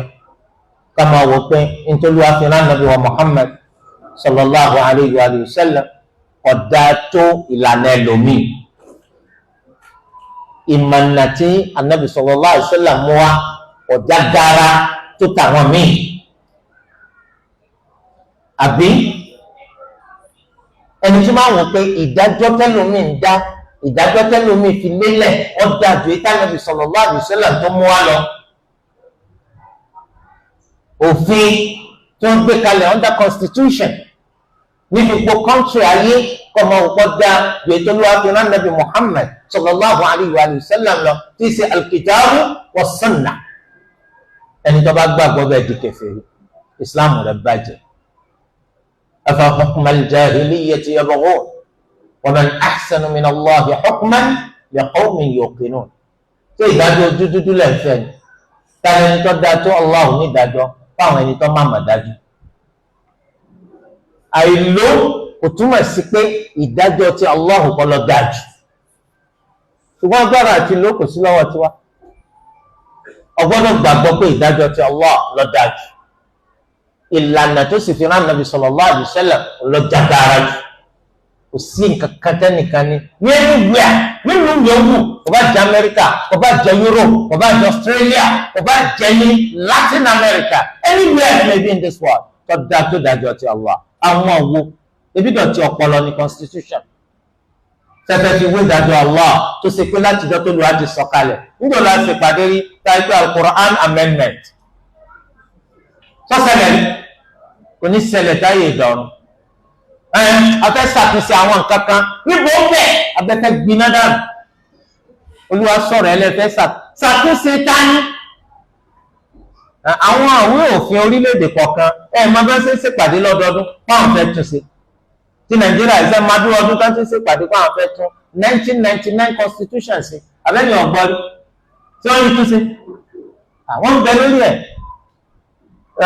kìnnìkan republic tún tẹ̀lé kìnnìkan republic tún tẹ̀lé kìnnìkan republic tún tẹ̀lé wọn ò rí sí. wọ́n lè ṣe débi kókó lórí orílẹ̀-èdè ọkọ̀ wọ́n sí lọ́ba fáwọn agbọ̀dì kan wọ̀ farama kó tún dá padà táwọn náà bá ipá wọn náà ní túnṣe má àwọn náà pàtì fún republic méjì bá tún bọ̀.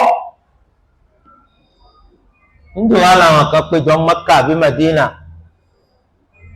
àbí ní Malaysia àbí ní Cambodia àbí ní Nàìjíríà tá a bá fẹ́ tún Al-Qur'an ìwọ lẹ́fẹ́ tún ṣe ẹ̀yìn wọ́ Allah inna nahnu nazzalna dhikra wa inna lahu lahafidhun. àwa la sọ bẹ́ẹ̀ l'Al-Qur'ani wà. torí ẹ̀ tó bá ti gbàgbọ́ pé ìwé òfin kan wà, ìlànà kan wà tọ́jú àjùtà Nabi Muhammad sallallahu alayhi wa sallam lọ, ọ̀dájú pé yẹn ti bà ìsìláàmù rẹ̀ jẹ́ o. ẹlẹ́karùn-ún tẹ̀ ń bá ń kórìíra nǹkan kan nínú tánàbí mú wa, kódà tó ṣe pẹ́yìn náà ń hù níwà. nínú tánàbí mú wa sallallahu alayhi wa sallam ni àwọn obìnrin wa tó bá jáde ká sọ wọn máa wọlé.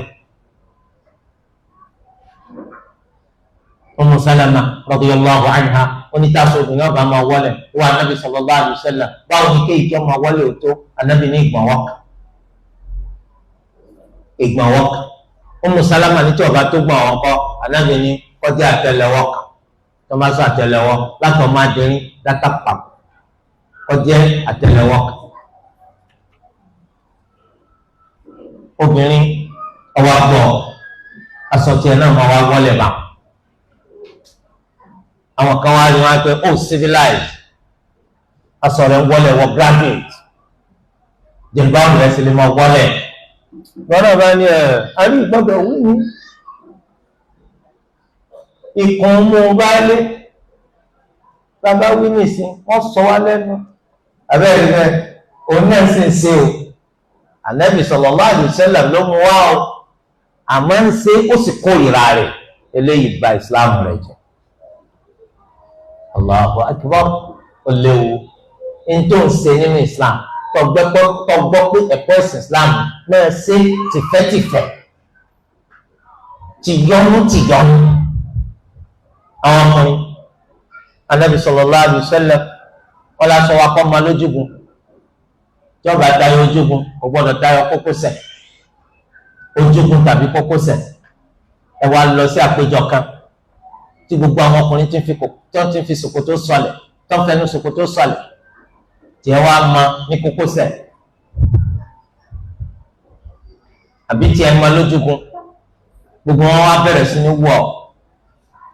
wọn akọ ẹnu wọ̀ wọn gba ẹ má dára yín láàmú èmi gan lára mi ì mọ bí ọ̀rọ̀ yẹn gan ti ṣe wáyé èmi gan máa ń wò pé ó sọ̀yà di villager Allah sórí nǹkan tó wíyàn ó ti yọ kó nu Islam lórí pé wọn wò pé nǹkan kan ní Ànábì sallallahu alaihi wasallam mú wa ó kórìíra rẹ̀ wọ́n fẹ́ kó ṣe pé wọn náà ń lò aburú bẹ́ẹ̀ ìjà kí sara jamaa ó túmọ̀ sí pé gbogbo tí ẹ bá gbọ́ para Islam ẹ yọnu sí ẹ má jẹ́ kí ìkórìíra kankan kó wọnú ẹ̀mí yín nípa rẹ̀ dípòdípò pé wàá sọ jáde torí pé ńgbà táwa ti gba Islam agba Islam tapa tẹsẹ̀ ni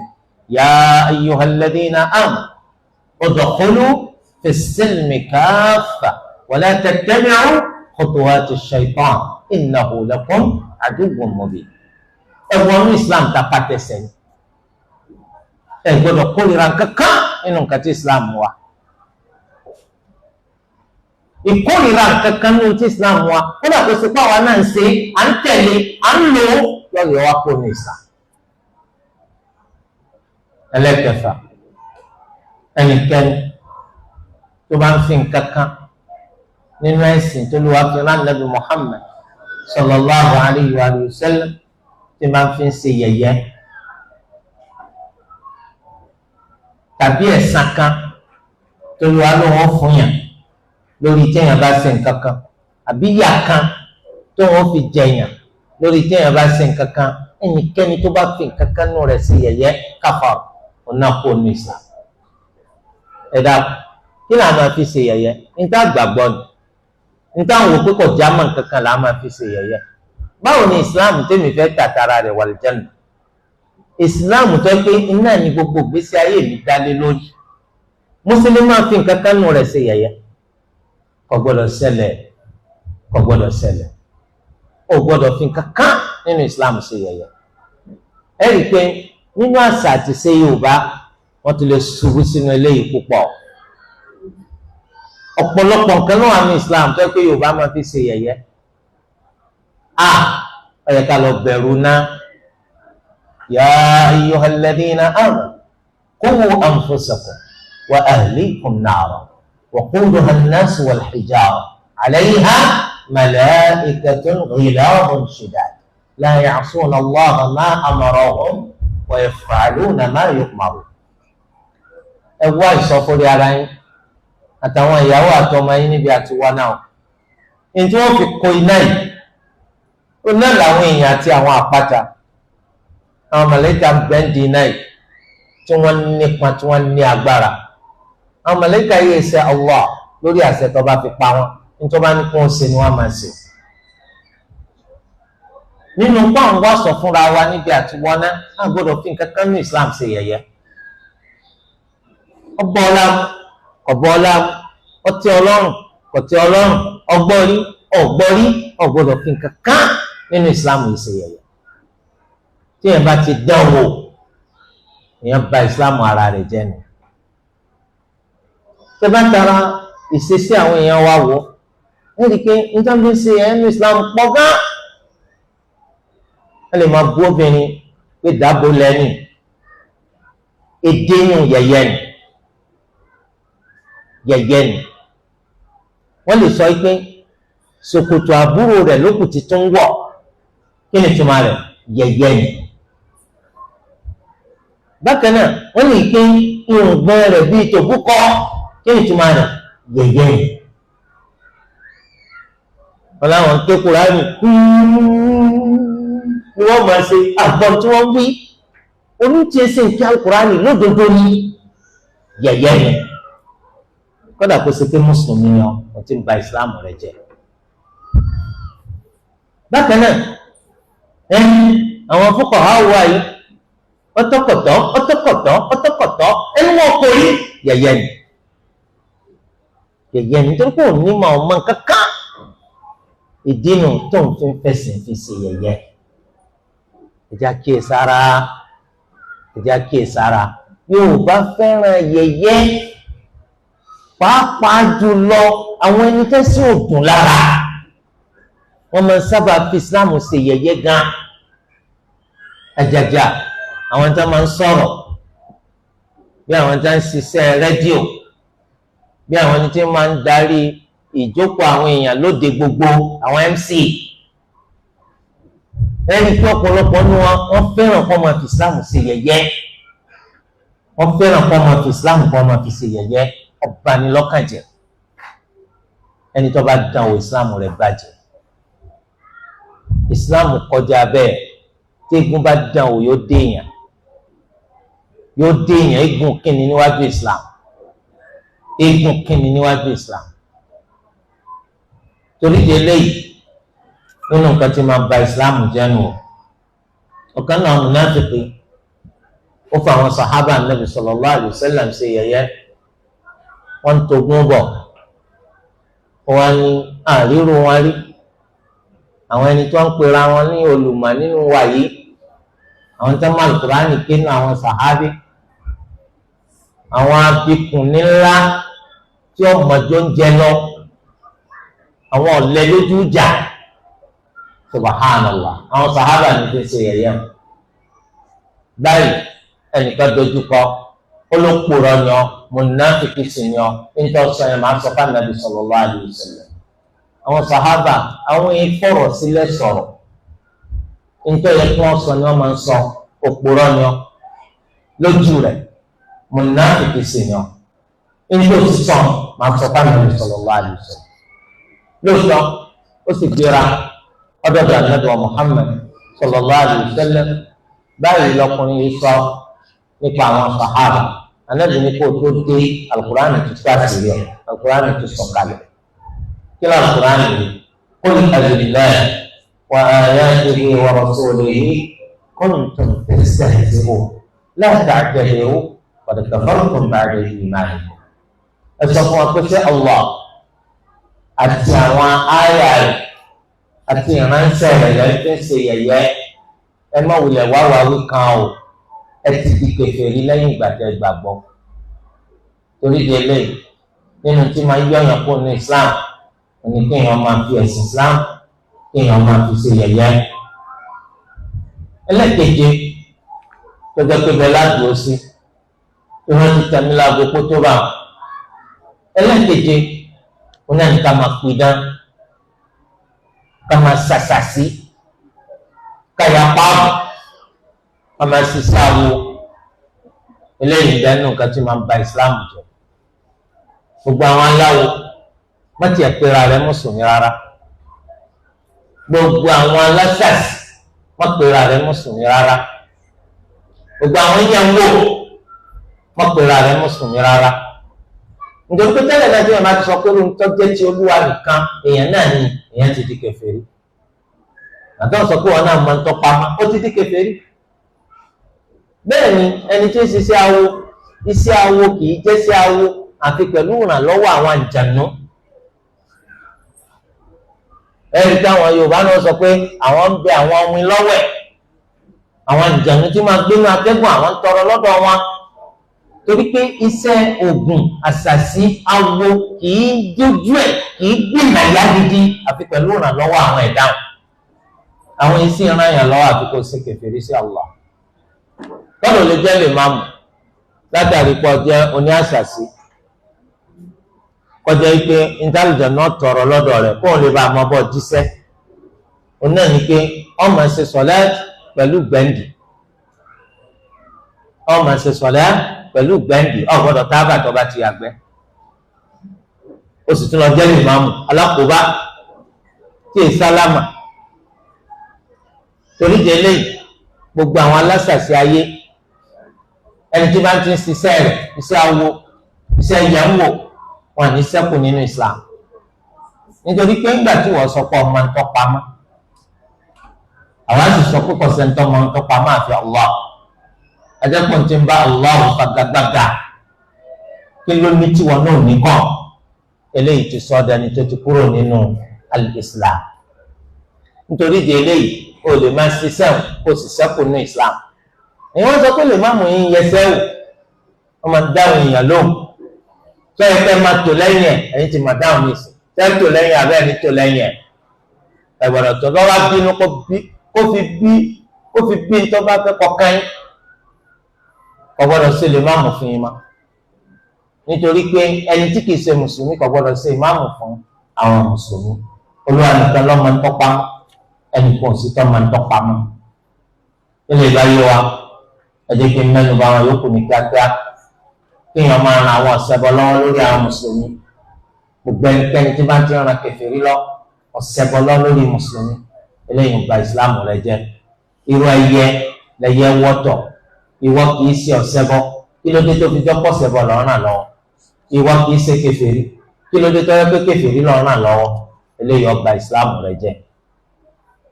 bákan náà nínú nǹkan tó tún ba ìsìláàmù ẹni jẹ́, òun náà ni pé ká máa rò pé àyè wà, ìgbàláyè wà fáwọn èèyàn kan láti jẹ́ pé wọ́n sọ pé àwọn onítẹ̀lé tà nàbì Muhammad sallallahu alayhi wa sallam, tẹlomi làwọn máa tẹ̀lé, àwọn náà sì wà lùjánà lẹ́yìn tó lọ́wọ́ ti rán nàbì sallallahu alayhi wa sallam. tó o bá gbàgbọ́ bẹ́ẹ̀ ó di kèfèrí. tẹ́lẹ̀ là ń sọ pé ta ló ní gbàgbá yìí? anabi wa Muhammad sallallahu alayhi wa sallam olóní ìgbàdíjọ́ gbẹ̀ndàlùkìyàm. gbogbo ẹnikẹ́ni tó bá wá sí nǹkan míì tó yàtọ̀ sí ìtẹ̀lẹ́tà nàbì sallallahu alayhi wa sallam, tó yàtọ̀ sí ìṣe Islam, kèfèrí ni wọ́n. gbogbo ẹnikẹ́ni láti jọ́ dánàbì ti jẹ́ ìránṣẹ́ Allah, ẹni tí ò bá tẹ̀lé tiẹ̀, tí ò ṣe Islam, tí ó tẹ̀lé tà nàbì Muhammad sallallahu alayhi wa sallam, kèfèrí ni. ẹ sọ pé àwọn kan wọ́n lè máa tẹ̀lé tà nàbì Musa nìs, àbí wọ́n lè máa tẹ̀lé tà nàbì Isa nìs, àbí wọ́n lè máa tẹ̀lé tà nàbì Suleiman nìs. ẹni tó bá gbàgbọ́ bẹ̀ kèfèrí lọ́nà. àyè ò sí fẹ́nìkẹ́ni láti tẹ̀lé tẹlomi àyàfi tà nàbì wa Muhammad sallallahu alayhi wa sallam. eléyìí iná ní nǹkan ẹlẹ́kẹsàn. ẹnì pé anabi Isa ń padà bọ̀ alayhi salam, gẹ́gẹ́ bí ìgbàgbọ́ àwọn mùsùlùmí, gẹ́gẹ́ bí àdéhìí tó pọ̀ tó fẹsẹ̀ nílẹ̀ látọ̀dọ̀ anabi Muhammad sallallahu alayhi wa sallam ti ṣe tọ́ka sí. tọ́ba wá ní báwo ni ó ti ṣe jẹ́? tí wọ́n jẹ́ tabi'an àbí matbu'a? sẹ́ni tó máa tẹ̀lé tà nàbì ni àbẹ́ni táwọn èèyàn tún gbọ́dọ̀ máa tẹ̀lé tiẹ̀ lọ́tọ̀? anabi Isa wà tabi'an la matbu'a, ẹni tó máa tẹ̀lé tà nàbì Muhammad tí èsì ẹni táwọn èèyàn máa tẹ̀lé tiẹ̀ lọ́tọ̀. ìṣẹ̀lẹ̀ àkọ́kọ́ tí ó ṣẹlẹ̀ kó takara rẹ̀ mọ̀ tẹ́lẹ̀bí Ìsá bá ti sọ̀kalẹ̀ kí ẹ bá Nabi sallallahu alaihi wasallam ti sọ fún wa ó ní ó sọ̀kalẹ̀ níbi manara funfun eléyìí tí ń bẹ lára mọ́sálásí Damascus yóò sọ̀kalẹ̀ ńbẹ̀ lẹ́ni tó gbé ọwọ́ lé èjìká màláíkà méjì yóò wọnú mọ́sálásí yóò bá pa àwọn mùsùlùmí wọ́n ń ṣe pamọ́ kí wọ́n fẹ́ ṣe sọ̀láàtì láàsù Mahdi tòdodo tí ń bọ̀ nígbẹ̀yìn ayé òun náà ti dé ńgbà òun ló sì fẹ́ ṣe lè máàmù fáwọn yìí tí Mahdi bá ti rí òun ti dààmú kíkà Nabi Ìsá ni òun wàá sọ kíkà Nabi Ìsá wá síwájú kó síwájú sọ̀láàtì fún wa lọ́ngbọ́n ò sọ̀láàtì là Nabi Ìsá ṣe o ó ṣe pé ń kọ́ ọ́n ọpẹ́ o àbí wọ́n lu dùrú Nabi Ìsá alayhi salam tó mọ̀ pé ńgbà tó bí náà kí ló sọ wa awsani bis-salati waz-zakati ma dumtu hayya Allah pa mí láti kí n máa ṣe sọ̀lá kí n máa yọ zakat lópin ìgbà tí mo bá wà láàyè. tó Nabi Ìsá fẹ́ darapọ̀ mọ́ wọn níbi sọ̀lá Mahdi ó pé wọ́n ní kó wá ṣe imam. Nabi Ìsá wa sọ pé rárá a ò lè ṣe lè máàmù fún yín ẹ̀yin ọmọlẹ́yìn Anabi Muhammad sallallahu alayhi wa sallam àfi ká tó lẹ́yìn yìí torí rẹ̀ Anabi Ìsá alayhi salam yóò wà tabi'an la matbu'a ẹni tí ó tẹ̀lé tà Anabi wa Muhammad kìí ṣẹni tí wọ́n máa tẹ̀lé tiẹ̀ lọ́tọ̀ torí rẹ̀ kò sígbà láyè fẹ́nikẹ́ni láti jẹ́ pé ń tẹ̀lé lómi yàtọ̀ sí Anabi Muhammad sallallahu alayhi wa sallam láti dọ́tà Anabi ti di ránṣẹ́ olùtú alọ́gbé Amadu Tijani wa Abdulqadir Jailani Ahmad Rifai mọ̀sẹ̀lẹ̀ tó ṣẹlẹ̀ lọ́jọ́ kan Anabi sallallahu alaihi wasallam ẹ̀mọ̀ kéèké kàwé ọwọ́ á rí ewé ìwé kan lọ́wọ́ Umar Anabi sallallahu alaihi wasallam pé ewé lélẹ̀ ó ní abala kanu nínú at-Tawrata tó lu afifá Nabi Musa alayhi salam léèjì á ti yí padà náà torí pé kọ̀ wá bó ṣe wà ẹ̀yin ojú Anabi bá yí padà Anabi ni ẹ fẹ́ fi ìwé mi ṣe pààrọ̀ al-Qur'an tí n tí kú kúrò láàrin wàláhi law kana Musa ibn Imran hayyan ma wasi'ahu illa ittiba'i mo fi Allah búra tánàbí Musa ọmọ Imran tí bá ń bẹ láyé kò ní ráyé gbé àfikọ́ tẹ̀lé tẹ̀lé ẹ dákun kí ló tún kù àwọn awitan ọwọ́ pé àwọn bàbá kan wà wọ́n lè má tẹ̀lé tànàbí wọ́n wà lùjánà tánì bàbá òfò táwọn lórí ibú bàbá ẹlẹ́kẹ̀wá náà ni kéèyàn kọ̀yìn sẹ́sìn kọ́mọ́ kẹ́kọ̀ọ́ nípa rẹ̀ kó o sì má fi ṣe wà o kí máa ba ìsìláàmù èèyàn jẹ́ ọ̀kẹ́sìn fún ọkọ̀yìn sí ọ̀tàkìtì pàkọ́ sí gbogbo tí wọ́n ti pè lẹ́sìn Islam ọmọ kọ̀yìn sí ẹgbẹ́ kìíní tó ń bí kò sí wàhálà aláìlérò ló sì gbéwèé ìròyìn síwájú Daily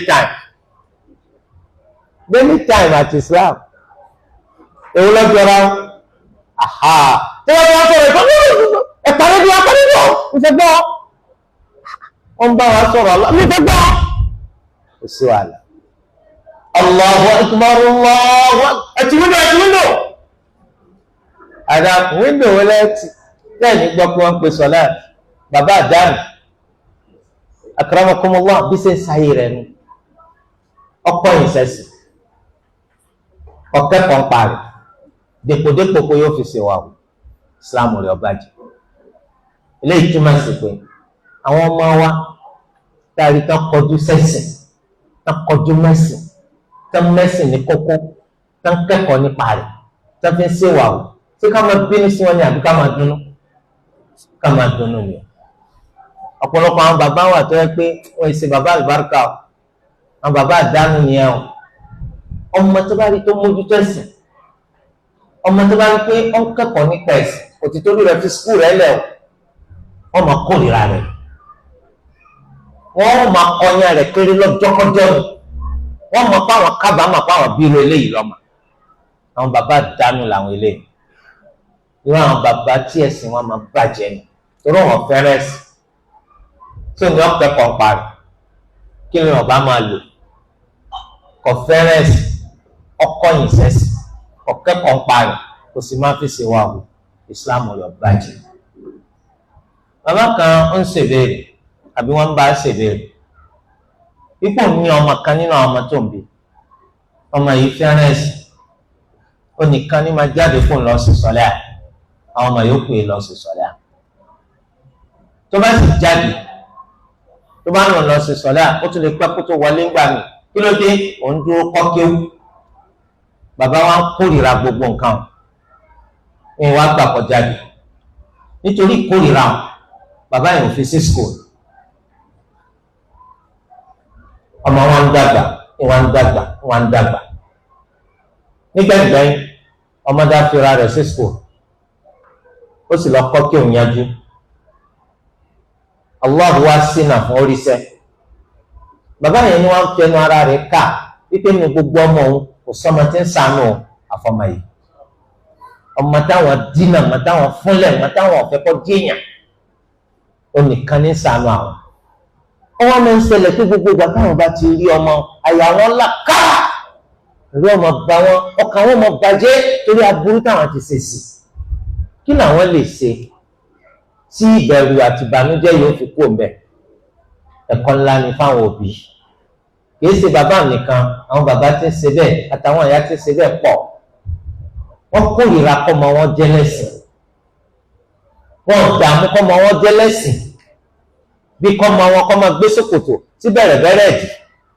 kí pátá rẹ̀ ọmọ hàn kọ́mọ wẹ̀wù burúkú the bad guys the crazy guys yes inú wọn máa dùn pé tí Yakubu ò tí ì dé ni bí wọn ti ń bọ̀ pé ọkùnrin mẹ́ta nù ọmọ ọbú tó ń lọkùnrin mẹ́ta àmì ìtọ́rí tí ń ṣe bí ẹlẹ́sìn tí ń gbìyànjú láti jọmọ dáadáa wọ́n máa kórìíra rẹ̀ ni torí pé ìgbàgbọ́ burúkú táwọn òyìnbó kó sí wa lọ́pọ̀lọpọ̀ jẹ́ agbádùn àwọn máa ń lérò pé tí ọmọ bá ṣe lẹ́sìn sí ìní tó bá kàwé ni ò ní ríṣẹ́ ìní tí máa ń kàwé ìwé ò ní yé a lè máa rò pé tó bá mọ kí ó gan kò ní màwé kí ló ń kọ́ ní ìwé lẹ́gbẹ̀ẹ́ kí ó àwa pè yín níjà bá yẹn lónìí ẹni tó bá tó kọ́ jáde níta bá kọ́ ní ìwé lẹ́gbẹ̀ẹ́ kí ó wá sọ fún wa sí ọ ìwé láì ọmọ kan jókòó Al-Qur'ani kí ni wọ́n kọ́ ní ìwé oní ọmọ jẹ́ the best student of that university bẹ́ẹ̀ni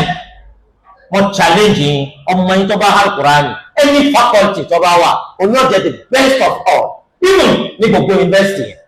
ẹ mọ wàhálà tó fi Al-Qur'ani wàláhi tàláhi kìí ṣeré ọmọ tó bá Al-Qur'ani tó bá dojúkọ ìwé yóò sì ìwé mà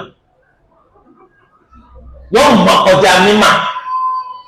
ẹ̀yin wá kórìíra kọ́ ọmọ yẹn lẹ́sìn ẹ kórìíra kọ́ ọmọ yẹn kọ́ kéwú èyí ń fìkánlẹ̀ àti kó dìkan mú nígbà tí ẹ bá tilẹ̀ kórìíra Allah ọ̀dà tó pẹ́ fẹ́ràn ṣẹ̀tán nígbà tí ẹ bá ti pẹ́ sí Islam ò pé yín ọ̀dà tó pẹ́ sí kúfúrú yóò gbà yín láàmú olùwàkọ́mọ́ ba Islam tiwa jẹ́ abẹ́ Allah azza wa jal Islam wa ilé ìta wà lórí rẹ̀ lónìí olùwàkọ́jẹ́ kó bá wa kalẹ̀ olùwàkọ́jẹ́ kó bá wa sàárè wa gbígbé ǹdẹ tó ní wọ́n gbé wa ǹdẹ ń jọ gbẹ̀ndà al-qiyam abẹ́ Allah kó gbé wa ǹdẹ nígbè ǹdẹ àwọn mùsùlùmí Olúwa Ẹlẹ́dàá wa ilé tó ti pèsè kalẹ̀ jẹ́ àwọn mùsùlùmí tí ìsà àlùjánnà olùwàkọ́dá kọ́kọ́ má sí ilé wọ̀ wa atọ́kùnrin àtobìnrin wa ọmọ àlùjánnà ní kó lóò sí wa àwa bẹ̀ Allah fáwọn òkú mùsùlùmí lórígun mẹ́rẹ̀ẹ̀rin ilé ayé láti jọ tí àwọn mùsùlùmí ti ń bẹ tọ́jọ́ yìí pé wọ́n sì ẹ̀sìn fún Allah lábẹ́ àbúradà ẹ̀sìn Islam wọ́n sì tẹ̀lé tà nàbì wa Muhammad sallallahu alayhi wa sallam wọn ò fi kankan fojú ọ̀nà nàbì sílẹ̀ Olúwa kó bá kẹ́ wọn kó bá gẹ̀ wọn Olúwa kó bá sekún sinmi fún wa Olúwa kó bá sin wọn lọ́mọ àlùjánnà ẹni tí ń bẹ nínú gbádùn nínú wọn lọ́wọ́lọ́wọ́ báyìí Olúwa kó bá ṣàlékún kẹfù Olúwa kó bá ṣàlékún gbádùn àwọn tí ń bẹ nínú ìdààmú àti ìṣòro ní ìsìn nínú wa Olúwa kó bá mú kúrò fún wa gbogbo gbàdá náà bá ń bẹ láyé Olúwa kó jẹ́ ká máa bẹ lórí al-Islam gbogbo ọjọ́ tó ní wọ́n bá gbẹ̀mí wa kó gbẹ̀mí wa lórí al-Iman Olúwa àlékún ìlọsíwájú ìdàgbàsókè Olúwa kó bá gbé wọ̀ lọ́ọ̀tà ìpín tàwọn mùsùlùmí nínú ìlọsíwájú àti ìdàgbàsókè jẹ́ kọ́kọ́ jù Olúwa Ẹlẹ́dàá kó ṣàánú gbogbo wa ní kọ̀kọ̀ àti ní gbangba subhanaka Allahumma wa bihamdik ashhadu an la ilaha illa anta astaghfiruka wa atubu ilayk.